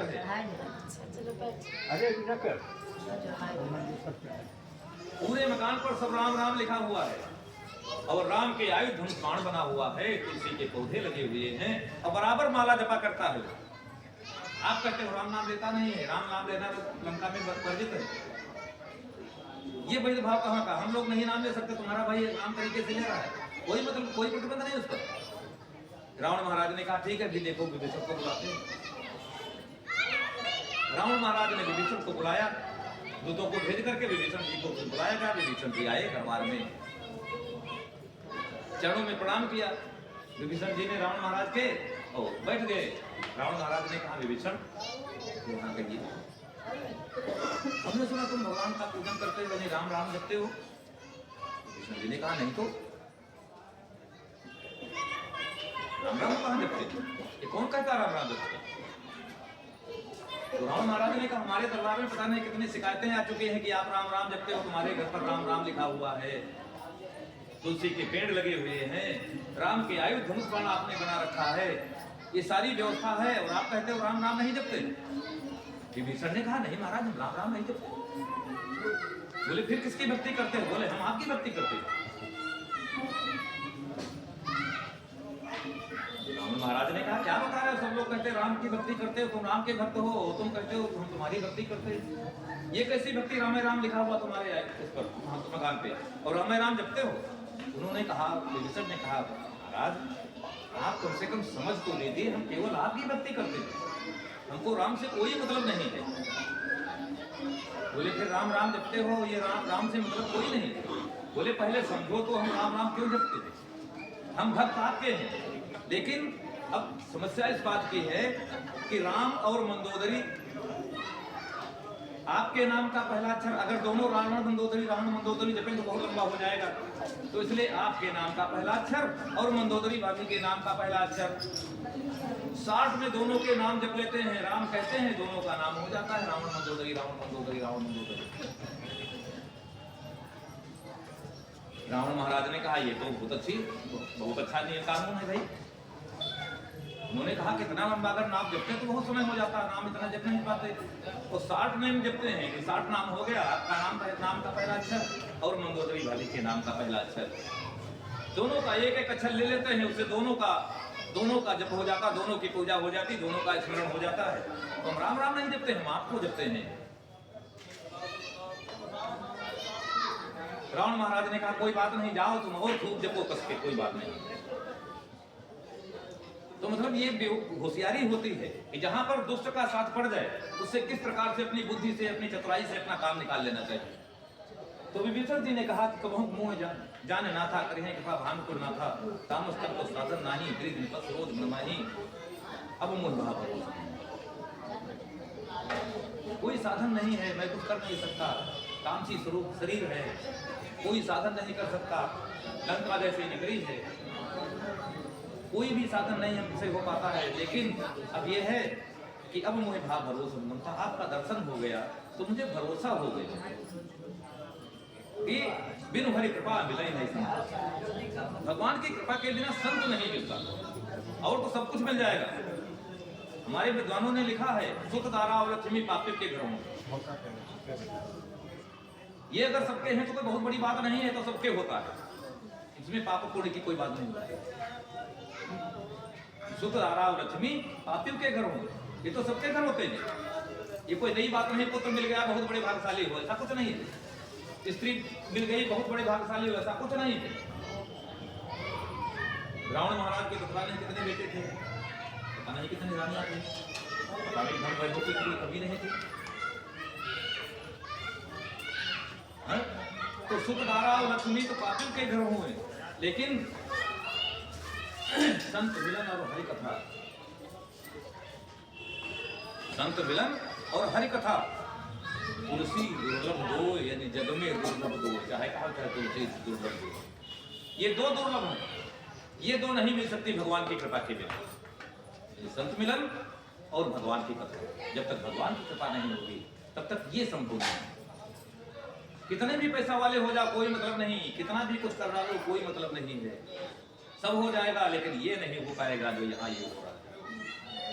ये भगवान की ही जब विशेष कृपा होती है, जब विशेष कृपा परमात्मा की होती है, विशेष प्रकार का जब संयोग होता है, तब इसका ये संयोग बनता है। हमारे गोस्वामी जी ने उत्तरकांड में लिखा है कि संत विशुद्ध मिले परिते ही चितमय राम कृपा करे। इस पर भगवान की विशेष कृपा होती है, उसको शुद्ध संत का दर्शन। और काकभुजंड जी से गरुड़ जी ने कहा कि महाराज राम कृपा तब दर्शन भयु, भगवान की कृपा हो गई, आपका दर्शन हो गया। काकभुजंड जी ने गरुड़ जी से कहा, जब काकभुजंड गरुड़ संवाद के बाद जब शांति मिली गरुड़ जी को, तो गरुड़ जी ने काकभुजंड जी से कहा कि प्रभु राम कृपा, भगवान की कृपा हो गई, अगर भगवान की कृपा न होती तो मैं शायद यहाँ नहीं आ पाता। परमात्मा जीव मात्र पर कृपा ही करता है, कभी भी वो रुष्ट नहीं होता। जैसे हम लोग कहते हैं कि भगवान परीक्षा लेता, भगवान परीक्षा लेता, परमात्मा क्या परीक्षा लेगा? परमात्मा की परीक्षा में कहीं जीव, अब क्या बताएं, संभव है कि जीवात्मा कहीं उसमें एको नंबर ला सकता? जीव क्या इसकी कोई, इसका कोई अस्तित्व है परमात्मा की परीक्षा में सफल हो जाए? संभव नहीं है। परमात्मा कभी भी परीक्षा नहीं लेता, ये समझ लीजिए, परमात्मा कभी भी परीक्षा नहीं लेता। ये हमको लगता है कि हमारी परीक्षा हो रही है। परमात्मा जिस दिन परीक्षा लेगा, जीरो के अलावा कहीं एक नंबर अगर पा जाना तो हमको बता देना। ईश्वर कभी परीक्षा नहीं लेता। ये हम लोग मन की कल्पना है हमारी कि भगवान भी परीक्षा ले रहे हैं, क्या करें महाराज, बड़ी परेशानी के लिए है। ये परीक्षा परमात्मा की नहीं है, ये परमात्मा की अनुकंपा है कि आपके कर्मों से आपको छुड़ा रहे हैं। जो आपके बिगड़े हुए कर्म हैं उनका परिणाम तो आपको भुगतना ही पड़ेगा। क्योंकि जैसे आपने किसी से कर्ज ले रखा है, तो उस कर्ज को जब तक आप निपटारोगे नहीं, कर्ज किसी का दे नहीं दोगे, तब तक क्या उससे मुक्ति मिल जाएगी? और जब तक मुक्ति मिल नहीं जाएगी तब तक क्या उससे स्वतंत्र हो जाओगे? पहले आप बताओ, विचार करो। तो जब लेकर के 100 रुपए लिए हैं, किसी के खा लिए हो भाई, अपने पर खर्च कर लिए, तो 100 रुपए देना भी पड़ेगा उसको, नहीं देना पड़ेगा? तो वो चुकाने में सहयोग करता है। वो जो कर्ज ले रखा है आपने, उसको चुकाने में वो सहयोग करता है। और जब चुकाया जाता, जैसे 1000 रुपए जब लेके घर चुके हो, तब तो पता नहीं चला कहाँ चले गए, कहाँ से आए, कहाँ चले गए। और भैया जब 1000 रुपये बचाए कोई देख पड़ी है, फिर भूख तो फिर के लिए नहीं मुश्किल पड़ेगी। अब जब मुश्किल पड़ती है, जैसे कर्ज, कोई काम बिगड़ गया, तब तो बड़ा अच्छा लगा, किसी के 2 झापड़ मार दिए, प्रसन्न होकर के चले आए, क्या कहना, मारे 2 झापड़, उसको ये हुआ, फलाना किया। और उसके बाद में जब अपने एक बीज बोता है अगर काश्तकार, पहले विचार करना, एक बीज काश्तकार अगर बोता है तो उसका पौधा जब तैयार होता है उसमें कितने बीज निकलते हैं, पहले कल्पना करो। अगर एक शब्द किसी को गलत बोल दिया है तो कितने शब्दों को सहन करने की क्षमता होनी चाहिए, ये समझ लो। कितने शब्द हमको बर्दाश्त करने पड़ेंगे, इसका कोई हिसाब नहीं है। यहाँ ये संसार है, यहाँ हर चीज बढ़ करके मिलती है। आप इतना करोगे तो इतना हो जाएगा, इसमें कोई दो राय नहीं। क्योंकि जब हम खेती करते हैं तो कितना 1 किलो अगर बोते हैं तो 100 किलो पैदा होता है। 100 किलो जो हम खेती में डालते हैं, अब जब वो उग करके तैयार होती है तो 1 किलो की बजाय 100 किलो प्राप्त होता है। तो वही पाप का बीज अगर बोलेंगे तो भी 100 गुना ही मिलेगा। अच्छा कर्म करेंगे तो ऐसा भी नहीं। जैसे लोग करते हैं 1 पैसा अगर लोगे तो धीरे धीरे धीरे धीरे वो भी अधिक करके मिलेगा। ऐसा नहीं कि सारे वो भी मिलेगा, लेकिन पाप का भी अगर कहीं हो गया है तो होकर के मिलेगा। ये हमारे संसार का नियम है। तो हम लोग कहते हैं कि ईश्वर परीक्षा लेता, लेकिन ईश्वर कभी परीक्षा नहीं लेता। ईश्वर क्या करता है, परमात्मा क्या करता है, हमारे कर्मों से हमको मुक्ति दिलाता है। और जब हमारे कर्मों से हमको मुक्ति दिलाता है, हमारे कर्मों से मुक्ति होगी कैसे, तो उसमें तो कुछ होना होता ही नहीं होगा। अब जब वो कष्ट होते हैं तो हम मुक्ति होना शुरू करते हैं। भगवान परीक्षा ले रहे हैं, पता नहीं किस कर्म का परिणाम है, पता नहीं क्या है, पता नहीं किसका फल मिला। तो ईश्वर कभी भी परीक्षा नहीं लेता। अपने कर्मों से मुक्ति दिलाने के लिए, हमारे कर्मों से मुक्ति दिलाने के लिए परमात्मा समस्याएं आती हैं। हमारे कर्मों से मुक्ति दिलाने के लिए समस्याएं ये है कामत साधन नहीं बिन हरि कृपा मिले नहीं। तो स्वामी जी ने लिखा, जी ने जी ने कहा कि राम कृपा का दर्शन है, राम की कृपा से आपका दर्शन हो गया। यानी मैं किससे परेशान था, एक मतलब जब रघुनाथ की अंदर क्रीड़ा घोर क्रीड़ा कर आप बताए उत्तम नारद मुनि जरूर बताए जरूर को मोह हो गया। गरुड़ जी को मोह हो गया। अगर कहीं गरुड़ जी को मोह न हुआ होता तो क्या गरुड़ जी का यहाँ पहुंचते? रण देख करके कहीं गरुड़ जी को मोह न हुआ होता तो ये इतना चक्कर लगाने के बाद रेल के पर्वत पर नहीं जाते कथा सुनने के लिए। तो वही कहते हैं राम कृपा तो दर्शन, भगवान की कृपा हुई। भगवान की कृपा से जो हमारे अंदर मोह उत्पन्न हुआ, वो मोह भी यानी भगवान की कृपा से जब मोह भी उत्पन्न होता है तो भी कल्याणकारी ही होता। हमने बहुत पहले कहा था कि जितने भी हम जिनको विकार कहते हैं वो विकार नहीं है, उनका प्रयोग गलत है। अगर उनका प्रयोग सही जगह पर किया जाए तो कोई गलत नहीं। अब ये मोह कहाँ हुआ, भगवान राम को देख करके भगवान राम के चरित्र पर मोह हो गया। तो भगवान राम के चरित्र पर जब मोह हो गया तो क्या किया, उसने वो मोह कहाँ तक ले गया, घुमाते घुमाते घुमाते घुमाते उसमें नीलगिरी पर्वत पर काशी के आंसू से पहुँचा दिया। इसके परिणाम स्वरूप क्या हुआ, जब सत्संग हो गया, इनको मोह से निवृत्ति मिली तो उन्होंने कहा प्रभु राम कृपा कर दर्शन दे। राम की कृपा हुई, आपका दर्शन हो गया। और संशय गए वो आपकी कृपा हुई, भगवान की कृपा हुई, आपकी मुलाकात हुई। और जब आपकी कृपा हो गई तो सारे संशय जितने थे राम कृपा कर दर्शन देव और कौ प्रसाद सब संशय देव जितना भी संशय था ये सब। तो ये है भगवान की कृपा। हम लोग कहते हैं परमात्मा परीक्षा लेता, कोई भी परीक्षा नहीं लेता। अब देखिए हनुमान जी से विभीषण जी कहते हैं अब बैठा भरोसा भरोसा विलय नहीं सकता। भगवान की कृपा है, लगता है कि सबका दर्शन हो गया तो इसका मतलब परमात्मा की हमारे ऊपर देती है, हर भगवान की बड़ी कृपा है। तो हनुमान जी ने कहा कि तुम अपने लिए कहते हो कौन मैं कर्म करीना, अगर तुम कामत नहीं तो हम तो बड़े परवान हैं। कौन मैं परम कुलीना, कब चंचल ही कुलीना, तो सब स्वरूप हमारा चंचल स्वभाव मानवी स्वभाव हमारा सबही विधिना हर तरीके से ही लिखती है। कभी चंचल सबही विधिना, यहाँ तक कि साथ ले जो नाम हमारा, सुबह सुबह अगर कहीं भूल करके कि हमारा नाम अगर कोई ले लेता है, साथ ले जो नाम हमारा, इस दिन साथ में रहेगा।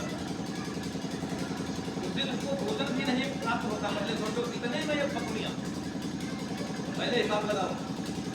हनुमान जी विभीषण जी से कहते हैं कि हमारी तो स्थिति है, साथ ले जो नाम हमारा, कहते साथ में मिले यहाँ अतमय हम कथा तुमको ऊपर रखती। हमको इतने अधम है, हमको इतने अधम है, इसका कोई हिसाब नहीं है, फिर भी हमारे ऊपर की भगवान की कृपा हो गई। अतमय हम कथा तुम बहु कर रखती, अपनी कृपा बिल्कुल बड़े मेरे ऊपर भगवान की कृपा हो गई। जब मैं इतना आनंद था, उनके ऊपर जब भगवान की कृपा हो गई, ऐसा करके हनुमान जी मुझे आंखों में आंसू आ गए। और उसके बाद दोनों की चर्चा इस तरीके से हो रही। धीरे धीरे अच्छा हनुमान जी इस विचार में हैं कि वो जो समय पूजा का है ये किसी प्रकार से पार हो जाए। हमने बताया कि ब्रह्म मुहूर्त होते ही विभीषण की मांग हुई, हनुमान जी जब पहुंचे, अब ये चर्चा हो रही है। तो पूजा करने का समय जो ब्रह्म मुहूर्त का था वो धीरे धीरे पार होने लगा, पार हो गया था। तो हनुमान जी ने जब सोचा देखा,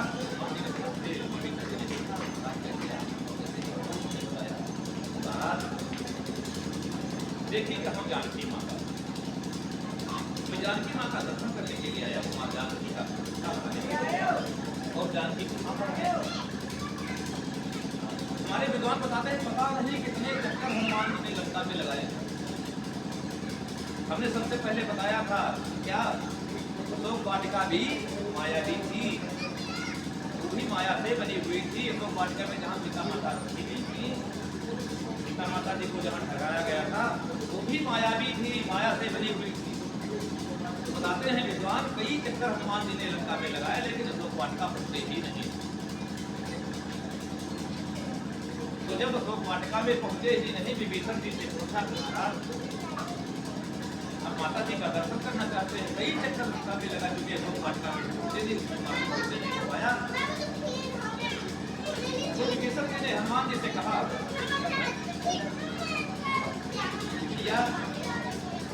युगति विभीषण सकल सुनाई, युक्ति बता दी।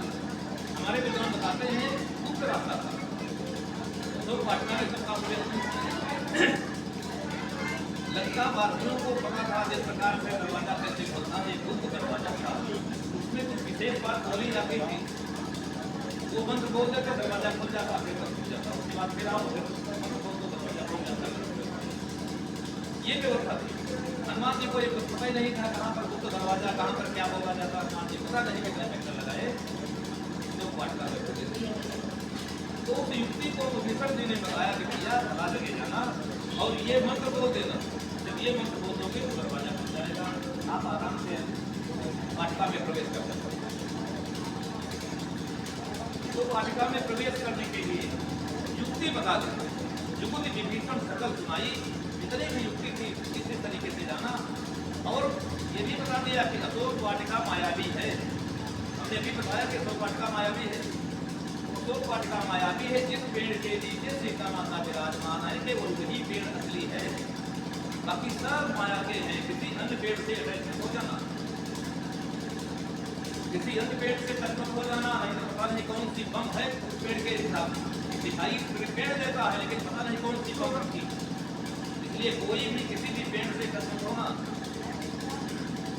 दूर दूर निकल जाना, उसी पेड़ के पास जाना जिस पेड़ के नीचे सीता माता जाना, बस वही पेड़ असली है, बाकी सब माया है। तो युक्त विभीषण सकल सुनाई, चले भवन से विदा कराए। विदा करा के नरसिंह भगवान की पूजा किस हो गई उस दिन। नरसिंह भगवान की बात थी कि विदा हो जाएंगे भैया, जो हमारी पूजा नहीं। नरसिंह भगवान को विदा करा दिया। विदा करा के हनुमान जी साथ में लेकर के चले गए। अब आप सबको यहाँ से आपसे मुक्ति में जब यहाँ से चले जाओगे तो ये रास्ता निर्विघ्न हो जाएगी, कोई दिक्कत नहीं होगी। आराम से करना आगे भी तो लीला करनी है। चले पवन सुख विदा कराई, हनुमान जी वहाँ से आगे चले। उधर कोई रूप प्रयुक्त नहीं था, फिर पुनः छोटे स्वरूप में थे, उसी स्वरूप में हो करके और हर स्वरूप गयो कोई कहवा बन लोक दिखावा छोटा स्वरूप धारण करके फिर पुराने स्वरूप में आए और उसके बाद में जहाँ तो वाटला में प्रवेश किया जहाँ पर सीता माता थी वहीं पर रहे। तो स्वामी जी के शब्द यही बता रहे हैं बन लोक दिखावा जहाँ पर सीता माता विराजमान थी वहीं पर पहुंचे। अब हनुमान जी ने सीता जी की स्थिति देखी, कहते निज मन दिए नयन निज पर दिए नयन प्राण पर कमल ली परम दुखी था पूर्ण देखना। अपने चरणों की तरफ देख रही, सामने देख नहीं रही, भगवान के चरण में लगा हुआ है। इस स्थिति को देख करके सीता माता की हनुमान जी बड़ा दुखी हुई। उन्होंने विचार किया क्या करना चाहिए। तब वल्लभ न रहा रुकाई करे विचार करूंगा। पेड़ के जो पत्ते थे उन पत्तों में छिप गए, छोटा सा था जी, पेड़ के पत्तों में छिप गए, अशोक के जो पेड़ था उसी के पत्तों में छिप गए और उसके बाद में विचार करने लगे कि क्या करना चाहिए। तब वल्लभ न रहा रुकाई करे विचार करूंगा। भाई विचार करने लगे क्या करना चाहिए। ही अवसर रावण का बस ये विचार ही कर रहे थे पत्तों में छिपे हुए। तब तक क्या हुआ, रावण महाराज का आगमन। अब रावण महाराज का आगमन हो गया। हनुमान जी पत्तों में विराजमान है उसी पेड़ के ऊपर, सीता माता जमीन में बैठी हुई उसी की हमें बात में रावण महाराज का आगमन हुआ। संग नारी पत्नी समझ लिखते हैं साथ में अपनी पत्नी मंदोदरी हमारे विद्वान बताते हैं जब भी रावण सीता माता से मिलने जाता था तो मंदोदरी को साथ में लेकर के। अब जो आदमी कहते हैं कि रावण महाराज सीता को दूसरे दृष्टिकोण से लेकर के आया था, क्या भला ये संभव है? किसी अन्य की स्त्री के पास साथ में अगर मिलने के लिए जाता तो क्या अपनी पत्नी को साथ में लेकर जाता? बताओ भाई, क्या कहीं है ये नहीं? अगर किसी दूसरे की पत्नी से मिलने के लिए जाएगा भी तो अकेले जाएगा या अपनी पत्नी को साथ में लेकर जाएगा? रावण महाराज अपनी पत्नी मंदोदरी को साथ में लेकर जाते संग नार। और कहीं कहीं कहते हैं बहु किए बनावा, अर्थात अनेक प्रकार से रखे गया। कहीं कहीं बताते संग नारी बहु, बहुत स्त्रियां साथ में है उसके। हमारे विद्वान बताते हैं, कहीं कहीं बताते हैं कि बहुत स्त्रियां हैं साथ में, एक अकेली मंदोदरी नहीं है, और भी स्त्रियां उसके साथ में। अब कुछ बताते हैं कि मंदोदरी ही याद थी और अनेक तरीके से सिद्ध करके गया। तो गोस्वामी जी लिखते हैं कि संग नारी बहु किए बनावा, जाकर के बहु भी दिखल सीते ही समझावा। अनेक प्रकार से उसने जो है सीता को समझाने का प्रयास किया। बहु भी दिखल सीते ही समझावा, साम दान भय भेद दिखावा। यानी चारों जो नीतियां हैं, साम दान दंड भेद, साम दान भय भेद दिखावा, दिखा करके उसके बाद में कहा रावण सुमुख सयानी मंदोदरी याद सवरानी। ये सुमुख, ये सुंदरी, ये बुद्धिमती, सयानी, सयानी माने बुद्धिमानी, बुद्धिमती। कहा रावण सुमुख सयानी मंदोदरी याद सवरानी। जितनी भी मंदोदरी आज हमारी रानियां हैं, तब अनुचरी कर्म पर मोरा, मैं तुम्हारी सेविका बना दूंगा। तब अनुचरी अर्थात आपकी सेवा करने वाली दासी बन जाएंगी। तब अनुचरी कर्म पर मोहरा, एक बार बिलोक में, एक बार दया दृष्टि हमारे ऊपर डाल दीजिए, दया की दृष्टि से हमको निहाल लीजिए, दया की दृष्टि हमारे ऊपर डाल दीजिए, बस हमारा कल्याण हो।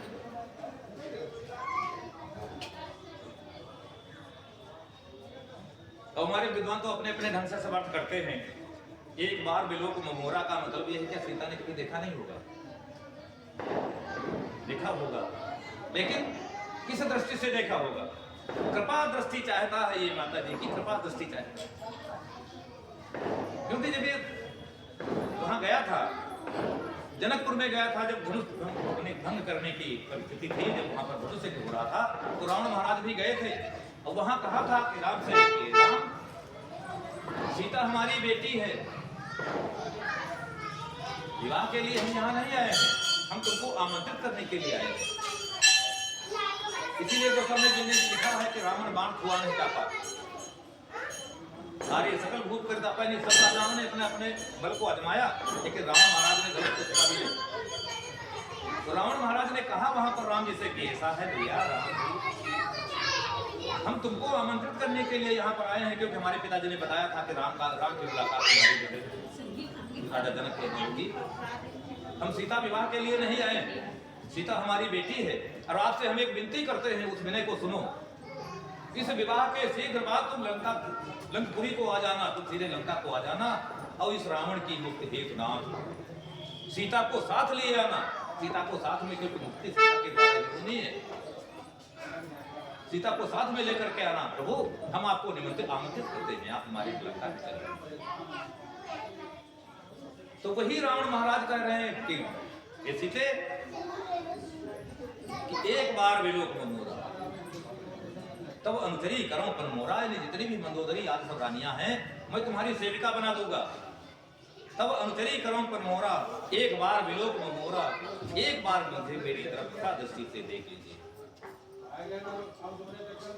सीता जी से जब ये कहा, हनुमान जी बैठे हैं ऊपर, हनुमान जी तो सब सुन ही रहे, रावण महाराज की भी बात सुन रहे, सीता जी की भी बात सुन रहे। अब रावण महाराज ने जब ये बात कही, तो सीता माता ने कहा, हमारे गोस्वामी जी लिखते हैं कि तृणधर ऊट कहा बैठे। एक तृण, देखिए हमारे विद्वान कई प्रकार के अर्थ करते हैं। तृण माने एक तिनका होता है, और तृण माने घूंघट भी होता है। तृण माने घूंघट भी होता है, तृण माने तिनका भी होता है। क्योंकि हमारे विद्वान बताते हैं कि किसी ने लिखा है कि मुख झांपन सारंग दमन सती उपरना जौन, जिससे इसकी अपना मुख रखती हैं, सारंग दमन जिससे दीपक को बुझाया जाता है, सती उपरना जो सती स्त्रियां ओढ़ती हैं, ओढ़ने जो बनाती हैं उसको, साप देन भिक्षालय, साप देने में जिसका प्रयोग करती हैं वो, और भिक्षा लेने में जिसका प्रयोग करती हैं वो, ये तृण तो ये सब तृण की श्रेणी में आते हैं। अब देखिए मुख झापन, मुख किससे झपती है? घूंघट से। स्त्री जाति में मुख झापती है, उसे क्या कहते हैं? घूंघट। सारंग दमन, स्त्रियां काहे से बुझाती हैं उसको? पल्लू से, धोती का पल्लू होता है उससे दीपक को बुझाया जाता है। सती उपरना, सती जो ओढ़ती है ओढ़नी। साप देन, जब साप देती है तो कोच फैलाती है सूर्य भगवान की तरफ। जब कोई ऐसी बात बोलती है तो कोच फैलाती है। साप देन भिक्षा लेनो, भिक्षा भी कोच में ही ली जाती है। माताएं भिक्षा जो है वो कोच में लेती हैं। ये जितने भी हैं ये सब तृण के श्रेणी में आते हैं।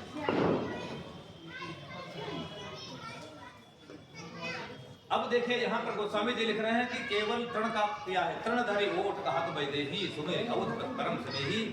हमारे गोस्वामी जी बताते हैं, अन्य भी विद्वान बहुत लोगों का मत ये है कि वहां पर माता जी ने तिनके का ही प्रयोग किया है। तृण मीन्स और भी होते, लेकिन वहां पर तिनके का प्रयोग है। क्यों? अब इसका भाव ये हमारे विद्वान बताते हैं कि जब रावण महाराज ने सब कुछ कहा कि तब अनुजयी करम कर मोरा, एक बार विलोक में मोरा, तो सीता माता ने कहा, देखा, अब हनुमान जी तो ऊपर है, सीता माता ने देखा कि ले आया है, ये लोभ दे रहा है, लालच दे रहा है, तो इसलिए सीता माता ने एक तिनका उठाड़ा और उठा करके तिनके से कहा, तिनका दिखाया। उसके बाद में कहा, है रावण, अब ये भाव है विद्वान का, है रावण, जितना भी तेरा धन ऐश्वर्य जो भी रानियां हैं ये मेरे तिनके के समान है। मैं इसको तिनका के समान मानती हूँ। ये हमारे लिए कोई भी महत्व नहीं रखते। तुम्हारा धन वैभव जो भी है ये तुम्हारे लिए होगा, हमारे लिए मंदोदरी आदि रानियों की सेवा न कुछ कोई भी जरूरत नहीं है। हमारे लिए सब तिनके के समान है। तेरा धन वैभव जो भी तू है ये सब तिनके के समान है। तरणधरी ओट कहत वैदेही सुमिर यवधपत पत्र परम स्नेही। दूसरे भाव में हमारे विद्वान बताते हैं कि जो सती स्त्री होती है वो सीधे आंख में आंख मिलाकर के पर पुरुष से बात नहीं करना चाहिए उसे। पर पुरुष से आंख में आंख मिलाकर के बात करने का तरीका हमारी सनातन धर्म में नहीं है। हमारी भारतीय संस्कृति में आंख से आंख मिलाकर के बात करने का तरीका नहीं है स्त्रियों का। स्त्री स्त्री से आंख मिलाकर के बात करे, लेकिन अन्य पुरुष से, अपने पुरुष को छोड़ करके, अपने पति को छोड़ करके अन्य पुरुष से आंख में आंख मिलाकर के बात न करे। ये हमारे धर्म के विरुद्ध है। तो सीता माता ने देखा ये रावण पर पुरुष है, तो इसलिए तिनका बीच में ले लिया। तरणधरी ओट कहत वैदेही, रण का ओट लिया। उसके बाद में सीता माता बोली सुमिर अवधपत परम स्नेही। अवधपति अर्थात भगवान श्री राम का स्मरण किया और उसके बाद में कहा सुन दसवीं खद्योत प्रकाशा कमों की नल्ली करेगी कैसा दोस्त। खद्योत के प्रकाश में, खद्योत प्रकाश जानते हो, खद्योत कहते हैं जुगनू को। कहीं जुगनू के प्रकाश में नल्ली खिलती है, कमलनी कहीं जुगनू के प्रकाश में खिलती है। वो सूर्य को देख करके खिलती है। कमल सूर्य को देख करके खिलता है। सुन दसमुख खद्योत प्रकाशा कबों की नल्ली करेगी कैसा। असमन समुझ कहत जानकी खल सुध नहीं रघुवीर बाण की। दुष्ट कहीं के तुझको भगवान के बाण की होश नहीं है, भगवान के बाण का होश नहीं है। अब जब भगवान के बाण का नाम आया, रावण महाराज ने कहा सीता माता। देखिए एक बार की बात है, भगवान राम जब बचपन में थे, भगवान राम जब बचपन में थे, हमारे विद्वान बताते हैं 6 वर्ष के थे। सरयू के किनारे पैदल चलना सीख गए थे, धनुष बाण लेकर के, छोटे छोटे धनुष लेकर के, बाण लेकर के सरयू के किनारे अपनी मित्र मंडली के साथ खेल रहे थे। अपने भाइयों के साथ, अपने मित्रों के साथ, मित्र मंडली के साथ खेला करते थे। एक दिन की बात, रावण महाराज ने विचार किया कि हमारी मृत्यु राजा दशरथ के बड़े बेटे के हाथ होनी है। क्या करना चाहिए? तो सब का विनाश हो जाए, फुर्सत मिल जाए। तो उसने विचार किया अभी बच्चे हैं तो इनको ऐसा करते हैं, वहां से उठा करके उसके बाद में गायब कर देते हैं, अभी तो बच्चे हैं। तो ये सायंकालीन के समय ये खेल रहे थे सरयू के किनारे।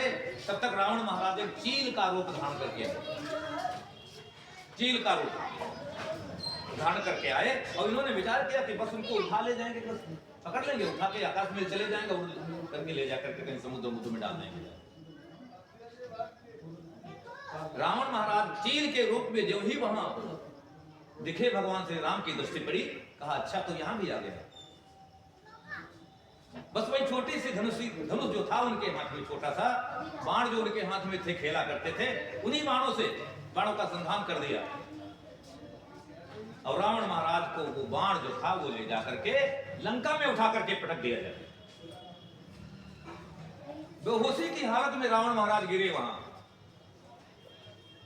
अब कहां यहां अयोध्या से फेंके गए, कहां लंका में गिरे जाके। रावण महाराज बेहोश हो गए, मंदोदरी के सामने धड़ाम से गिरे जाके, पटक दिया, बाण वापस चलाया जाए।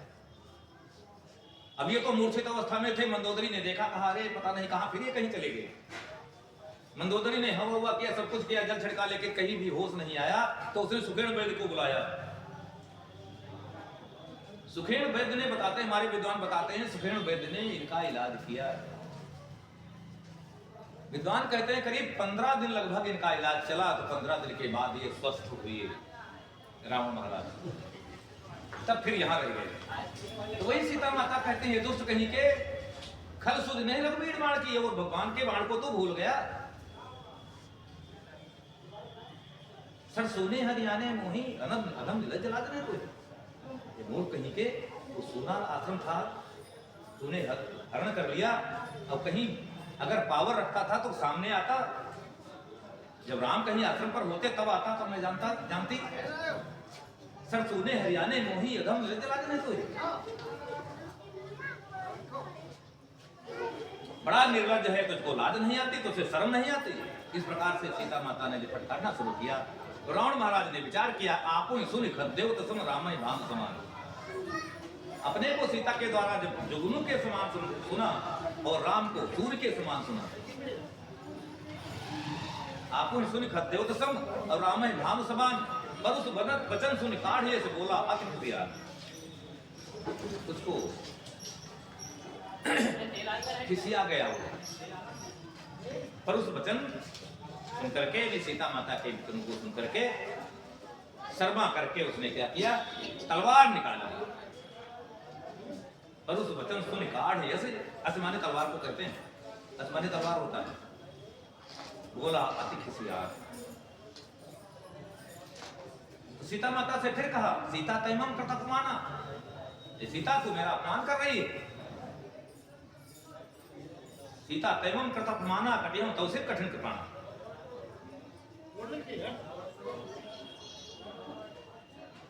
ये तलवार देखती है, इससे मैं तेरा सिर काट दूंगा। ना ही तो शपथ मांग मन वाली, ये तो शीघ्र हमारी बात मान जा। सुमुख हो तो न तो जीवन हानि, नहीं तो तेरा जान ही चला जाएगा, मैं मार दूंगा तुझे जान। सीता माता ने कहा, श्याम सरोज दाम सम सुंदर। श्याम सरोज नील कमल के समान जो सुंदर है, परमात्मा भगवान की तरफ का इशारा करती हैं। सीता माता कहती हैं कि श्याम सरोज दाम सम सुंदर, प्रभु भुज कर समुद सकंधर। जो श्याम यानी नील कमल के समान जो भगवान प्रभु श्री राम जी की आभा है, श्याम सरोज दाम सम सुंदर, प्रभु भुज कर समुद सकंधर। प्रभु की भुजाएं जो है वो करी माने हाथी होता है, कर माने हाथी और कर माने सूंड। हाथी की कर माने हाथ, हाथी का हाथ अर्थात सूंड, करिकर यानी सूंड का की तरफ है। कहते श्याम सरोज दाम सम सुंदर, प्रभु करिकर सम दस, प्रभु भुज करिकर दस कंधर, सो भुज कंठ की तव असघोरा। या तो वो भुजा हमारे कंठ पर लगे आएगी, और या फिर तेरी तलवार आएगी। सो भुज कंठ की तव असघोरा, सुनसठ अस प्रवान पन्नोरा। ये मेरा प्रण है, या तो अगर भुजा आएगी स्पर्श करेगी मेरा तो भगवान राम की भुजा, अन्यथा तेरी तलवार चाहे भले मेरा से काट दे, कोई चिंता किसी बात की।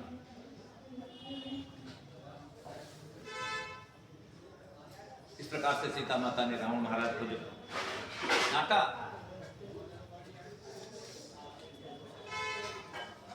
तो रावण महाराज ने मारने के लिए तलवार लेकर के मारने के लिए दौड़ पड़ा। तो मंदोदरी ने समझाया, पकड़ लिया। देखो इतना सब कुछ कहने के बावजूद भी मंदोदरी की बात मानता था। रावण महाराज को कई बार मंदोदरी ने समझाने का प्रयास किया। रावण महाराज को विभीषण ने समझाने का प्रयास किया तो विभीषण को लात मार करके भगा दिया। एक सुक नाम का राक्षस था, उसने भी रावण को समझाने का प्रयास किया, लेकिन उसको भी लात मार करके भगा दिया। माल्यवान ने समझाने का प्रयास किया, माल्यवान को भी भगा दिया। प्रहस्त ने समझाने का प्रयास किया, प्रहस्त को भी भगा दिया। लेकिन मंदोदरी जब समझाती थी रावण महाराज तो मंदोदरी की बात रावण जान गया, समझ जाती।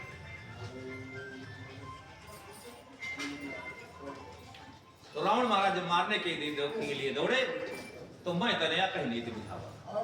मंदोदरी ने नीति कही कि ये नियम नहीं, ये नीति नहीं है किसी स्त्री का वध करना। हमने सबसे पहले बताया था कि स्त्री जाति का वध करना उचित नहीं। हमारे यहाँ स्त्री का वध जो है अवध माना जाता है। स्त्री का वध बड़ा पाप होता है, बहुत बड़ा पाप माना जाता है। ये दीन कहलाती है। इन पर दया करने के लिए ये है, इन पर दया करना चाहिए। स्त्री जात को कभी भी सताना नहीं चाहिए। ये हमारे शास्त्रों में आया है। शास्त्र बताते हैं कि स्त्री अबद्ध है। ये सब कुछ अपना घर बार छोड़ करके तुम्हारे घर में आई है। देखो जरा इसका इतिहास, कितना बलिदान इसका है। एक बार हम कथा कर रहे थे, यहाँ लबचा के पास में हो रही थी, तो वहां पर एक डॉक्टर साहब थे, तुम तो जानते हो वही उसकी बात है। तो उन्होंने आकर के एक भजन बोला। तो भजन बोलने से पहले उन्होंने कहा कि अब तक अबला थी लेकिन अब सबला है। अबला मींस यानी कमजोर थी, लेकिन अब वो सब कुछ मांगती हैं आदमी से। सब कुछ हमारा है, जो भी तुम्हारे पास है वो सब हमारा है। हमारा नंबर उसके बाद में था। पंडित जी उससे पहले एक बोल रहे थे, उसके बाद में हमारा नंबर था। तो हम बोलना तो कुछ और चाहते थे, लेकिन उनकी बात सुन करके हमारा एक प्रसंग ही बदल गया। जब वो हटे उसके बाद में फिर जब हमारा नंबर आया, हमको माइक मिली,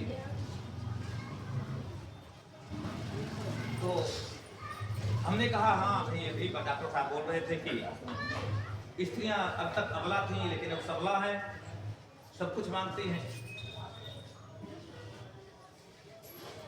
बहुत अच्छी बात इन्होंने कही। अरे स्त्री जाति का इस प्रकार से अपमान, अरे स्त्री जो देती है वो पहले तुम्हारे बस का है? जितना त्याग स्त्री करती है, 10वां अंश अगर आदमी को करना पड़ जाए तो पसीना आ जाएगा। जरा इसके इतिहास को देखो, पहले विचार करो, कहां पर जन्मी, कहां पर पली पुसी, माता पिता का प्यार कहां चला गया। विवाह के लायक हुई, जब कुछ करने के लायक हुई तो तुम्हारे साथ में चली हैं तुम्हारे घर को।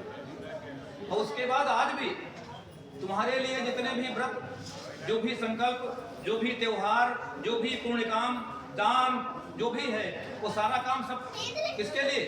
कहीं देखो किसका? पति का आयु के लिए, कहीं पुत्र की उत्पत्ति के लिए, कहीं पुत्र की सुख समृद्धि के लिए, कहीं किसी चीज के लिए, कहीं किसी चीज के लिए। अपने लिए वो क्या करती पहले बताओ? हमारे सनातन धर्म में कोई भी व्रत त्योहार ऐसा नहीं जो माताएं अपने लिए करती है। कहीं कोई लेख मिलता हो बताओ?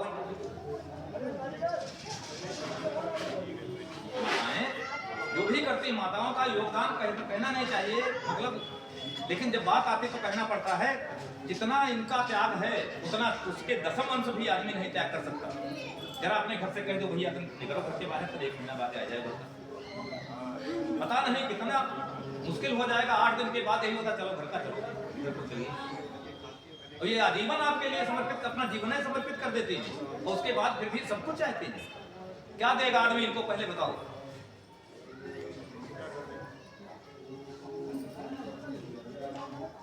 आदमी के पास क्या है देने वाला पहले बताओ? इन्होंने तो अपना सारा सब कुछ सर्वस्व निछावर कर दिया हमारे ऊपर। और कहीं 10 रुपए अगर मांग लेते हैं तो इसका मतलब सबला।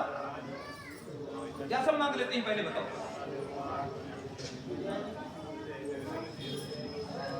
अंत में उनके शिष्य थे हमारे, तो वो आ गए उठ करके कहा आपने तो हमारे गुरुदेव को हरा दिया। हमने कहा बात हरा ले जाने की नहीं, मतलब समाज में ऐसी बात कहो जो समाज के विपरीत ना हो। समाज के अनुकूल अगर बात कहोगे तो कोई बात नहीं है, और समाज के विपरीत अगर बात करोगे तो फिर कोई कुछ कहेगा। इसका मतलब ये इसलिए नहीं है कि जो मर्जी हो वो इनको उतारता चला जाए, जो मर्जी हो कहता चला जाए। तो कहने का मतलब, अब देखिए सीता माता, रावण महाराज जब सीता माता को मारने के लिए थे तो मंदोदरी ने मैं कन्या कहीं नीच बुझावा।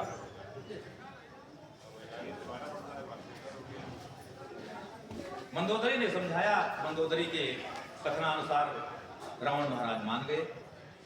कुछ राक्षसियों को बुला करके सीता माता के पास लगा दिया उनके पहरे में, और कहा तब तक सीता को किसी तरीके से इनको वो भी त्रास हो जाए, इनको हर अनेक प्रकार से त्रास दे करके किसी तरीके से मनाओ, हमारी तरफ उनकी दृष्टि ठीक हो जाए। अब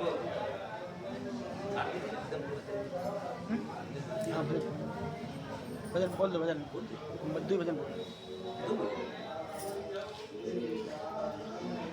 अब कथा यहीं पर विश्राम की जाती है। देखिए कथा का विश्राम होता है, इसमें वाणी को विराम देंगे। थोड़ा सा एक छोटा सा भजन हो जाए, हमारे भैया जी का आदेश, भजन हो जाए। तो इस संसार में देखो हमको क्या करना चाहिए और क्या नहीं करना चाहिए, हमारे साथ यही बताते। हम सब लोग शुरू से लेकर के अंत तक यही बताते रहेंगे कि साथ में खेल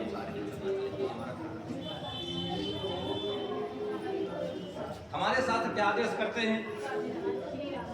जितनी भी कथाएं, जितनी भी कहानियां जो भी बताई जाती हैं, ये सब हमको जागृत करने के लिए ही बताते हैं। जब हम गलत रास्ते पर चलने लगते हैं तो उनको रास्ते पर लाने के लिए, मानव को रास्ते पर लाने के लिए ही इतने भी संकल्प बने बनाए गए। तो किसी विद्वान ने लिखा है कि संसार में विचरो, काम करो, ऐसा नहीं है कुछ करोगे नहीं तो परिवार कैसे चलेगा।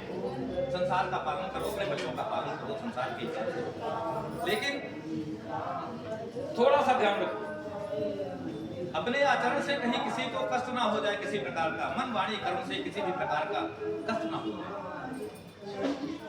किसी कवि ने लिखा है, बोलो सदगुरुदेव भगवान की जय।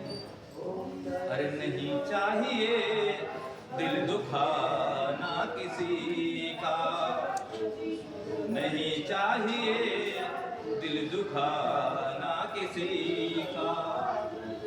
सदा ना रहा है, जैसे जो था वो रहा नहीं है, हमेशा किसी का नहीं रहा और ना रहेगा किसी का। मतलब जो आज है आपका वो कल नहीं रहेगा। जितने भी पीछे हुए हैं जिनका पैसा था, देखो आज क्या कुछ नहीं रुक जाता। तो कभी लिख रहा है कि सदा ना रहा है, सदा ना रहेगा, जमाना किसी का नहीं चाहिए, दिल दुखाना किसी का नहीं चाहिए, दिल दुखाना किसी का। तो कभी लिख रहा है कि आएगा बुलावा तो जाना पड़ेगा, सिर तुझको आखिर झुकाना पड़ेगा। आएगा बुलावा तो जाना पड़ेगा, सिर तुझको आखिर झुकाना पड़ेगा। वहाँ ना चलेगा, वहाँ ना चलेगा, बहाना किसी का नहीं चाहिए, दिल दुखाना किसी का नहीं चाहिए, दिल दुखाना किसी का। सदा ना रहा है, सदा ना रहेगा, जमाना किसी का नहीं चाहिए, दिल दुखाना किसी का। फिर अगला है कि शोहरत यहीं पर रह जाएगी, शोहरत यहीं पर रह जाएगी, दौलत यहीं पर रह जाएगी, शोहरत यहीं पर बह जाएगी, दौलत यहीं पर रह जाएगी। नहीं जा साथ जाता, नहीं साथ जाता, खजाना किसी का नहीं चाहिए, दिल दुखाना किसी का नहीं चाहिए, दिल दुखाना किसी का। फिर है पहले तो तुम अपने आप को संभालो, कभी न बुराई औरों में निकालो।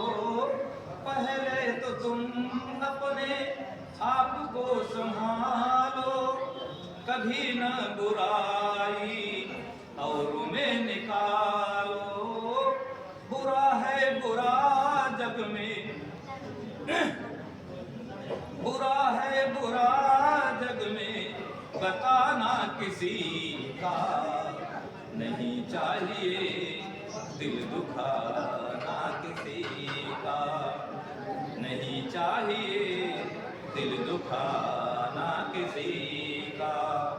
फिर अंतिम है कि दुनिया का गुलशन, देखो हम जब नहीं थे तब भी दुनिया थी, तो जब नहीं होंगे तब भी दुनिया रहेगी।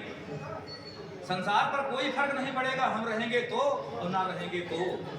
संसार जैसा था वैसे तो कहता है कभी कि दुनिया का गुलशन सदा ही रहेगा, ये तो जहां में लगा ही रहेगा। दुनिया का गुलशन सदा ही रहेगा, ये तो जहां में लगा ही रहेगा। आना किसी का जग में, ये कोई आएगा तो कोई जाएगा। आना किसी का जग में और जाना किसी का नहीं चाहिए, दिल दुखाना किसी का नहीं चाहिए, दिल दुखाना किसी का। बोलो सद्गुरुदेव भगवान की जय। एक छोटा सा भजन और देखो, हम लोग ठीक मतलब बच्चे के झिंगुर बने बैठे हैं कि संसार हमारे चलाए चल रहा है, ये परिवार हमारे चलाए चल रहा है। हम नहीं होंगे तो परिवार पता नहीं कहाँ जाएगा, पता नहीं क्या होगा, कुछ नहीं होगा। जैसे चल रहा है वैसे चलता रहेगा, कोई भी अंतर नहीं पड़ेगा। थोड़ा बहुत उतार चढ़ाव तो होता है इस संसार में। जब चलो तो थोड़ा चढ़ाव उतार तो हर जगह होता है, किसी रास्ते पर तो कहीं चढ़ाव है कहीं उतार, बस इतना है। बाकी संसार में जो हो रहा है ये सब कोई और कर रहा है, हम कुछ भी नहीं कर रहे। ये समझ लीजिए, केवल हम तो माध्यम है, मानव केवल माध्यम है, करने वाला तो कोई दूसरा है। किसी कवि ने लिखा है कि प्रभु आपकी कृपा से, प्रभु आपकी कृपा से सब काम हो रहा है। प्रभु आपकी कृपा से सब काम हो रहा है। करते हो मेरे राघव, करते हो मेरे राघव, मेरा नाम हो रहा है। करते हो मेरे राघव, मेरा नाम हो रहा है। प्रभु आपकी कृपा से। फिर उसके बाद कह रहा है कवि कि पतवार के बिना ही मेरी नाव चल रही है। पतवार के बिना ही मेरी नाव चल रही है।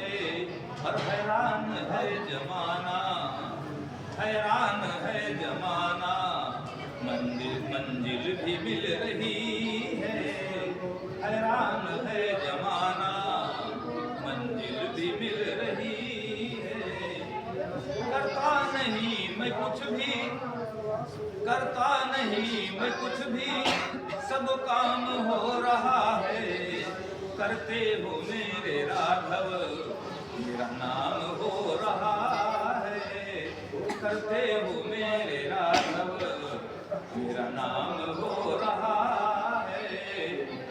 उसके बाद है तुम साथ हो जो मेरे, किस चीज की कमी है। जब भगवान साथ में है, कमी किस चीज की? तुम साथ हो जो मेरे, किस चीज की कमी है। और किसी और चीज की अब, किसी और चीज की अब दरकार भी नहीं है। किसी और चीज की अब दरकार भी नहीं है।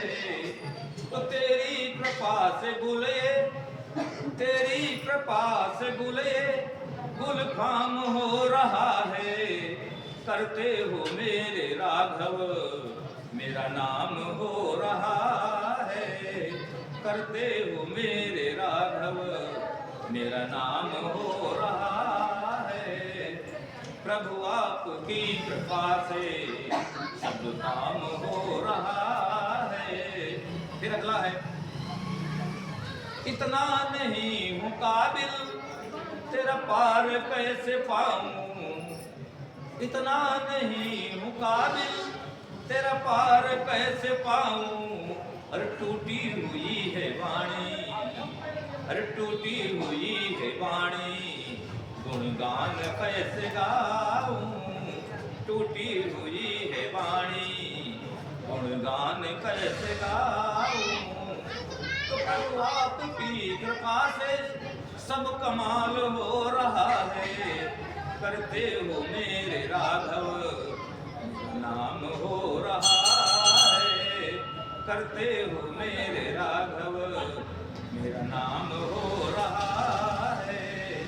प्रभु आपकी कृपा से सब काम हो रहा है। अगला है कि तूफान आंधियों में, यानी जब मेरा विचलित होने का समय आया तो तूफान आंधियों में तूने ही कश्ती थामा। तूफान आंधियों में तूने ही कश्ती थामा। तुम कृष्ण बन के आए, तुम कृष्ण बन के आए, जब मैं बना सुदामा। तुम कृष्ण बन के आए, जब मैं बना सुदामा। प्रभु आपकी कृपाए सरेआम हो रही है। प्रभु आपकी कृपाए सरे आम हो रही है, अरे करते हो मेरे राघव मेरा नाम हो रहा है, करते हो मेरे राघव मेरा नाम हो रहा है, प्रभु आपकी कृपा से सब काम हो रहा है। अंतिम है, तूने हर कदम कदम पर मुझको दिया सहारा, तूने हर कदम कदम पर मुझको दिया सहारा, अरे मेरी जिंदगी बदल दी, मेरी जिंदगी बदल दी, प्रभु करके एक इशारा, मेरी जिंदगी बदल दी, प्रभु करके एक इशारा। एहसान पर प्रभु आपका, एहसान पर प्रभु आपका एहसान हो रहा है, अरे करते हो मेरे राघव मेरा नाम हो रहा है, करते हो मेरे राघव मेरा नाम हो रहा है, प्रभु आपकी कृपा से सब काम हो रहा है। बोलो सब गुरुदेव भगवान की जय, सियावर रामचंद्र महाराज की जय, हनुमान की जय। तो भैया इस संसार में आदमी कुछ भी कोई नहीं करता, जो भी होता है परमात्मा की कृपा से होता है। हम लोगों का कोई अस्तित्व नहीं है संसार में, इस संसार में मानव का कोई भी अस्तित्व नहीं है, केवल ये है अगर ये चाहे तो अपना कल्याण कर सकता है, अपनी जीवात्मा का कल्याण कर सकता है, बाकी कोई भी अस्तित्व इस संसार में मानव का नहीं है। अब अपने स्थान पर खड़े हो जाओ, आरती हो जाए।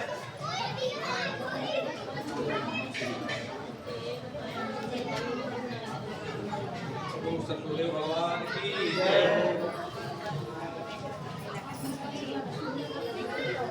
आरती श्री रामायण जी की, आरती श्री रामायण जी की, कीरति कलित ललित सिय पी की, कीरति कलित ललित सिय पी की, गावत ब्रह्मादिक मुनि नारद, गावत ब्रह्मादिक मुनि नारद, वाल्मीकि विज्ञान विशारद, वाल्मीकि विज्ञान विशारद, सुख सनकादि शेष अनुसारद, सुख सनकादि शेष अनुसारद, वरणि पवन सुत कीरतिनी की, वरणि पवन सुत कीरतिनी की, आरती श्री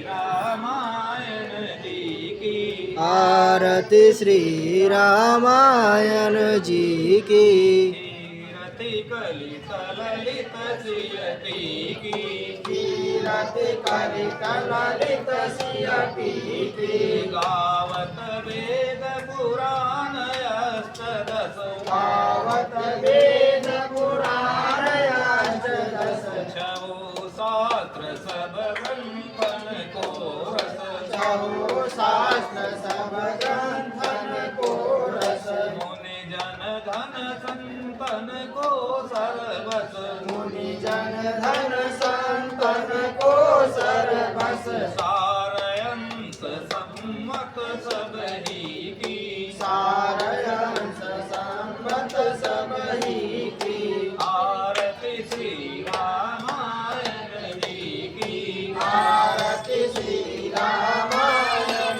जी की, कीरति कलित ललित सिय पी की, कीरति कलित ललित सिय पी की, गावत संतत संधु भवानी, गावत संतत शंभु भवानी, अरुघट संभव मुनि विज्ञानी, अरुघट संभव मुनि विज्ञानी, व्यास आदि कवि वर्ज बखानी, व्यासरादि कवि वर्ज बखानी, काग भुसुंडी गरुड़ के ही की,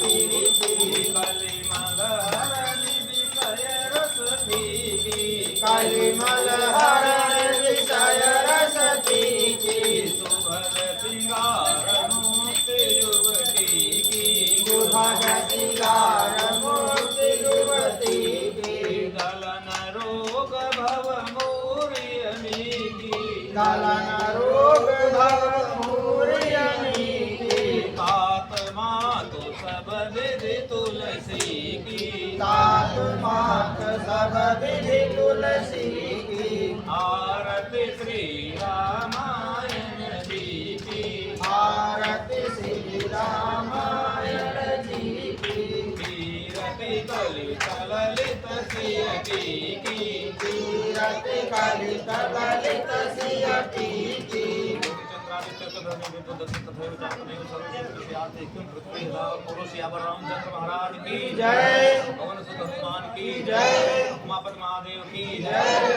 वृंदावन बिहारी लाल की जय सतगुरुदेव भगवान की जय स्थान देवता की जय ग्राम देवता की जय गुरु हर हर महादेव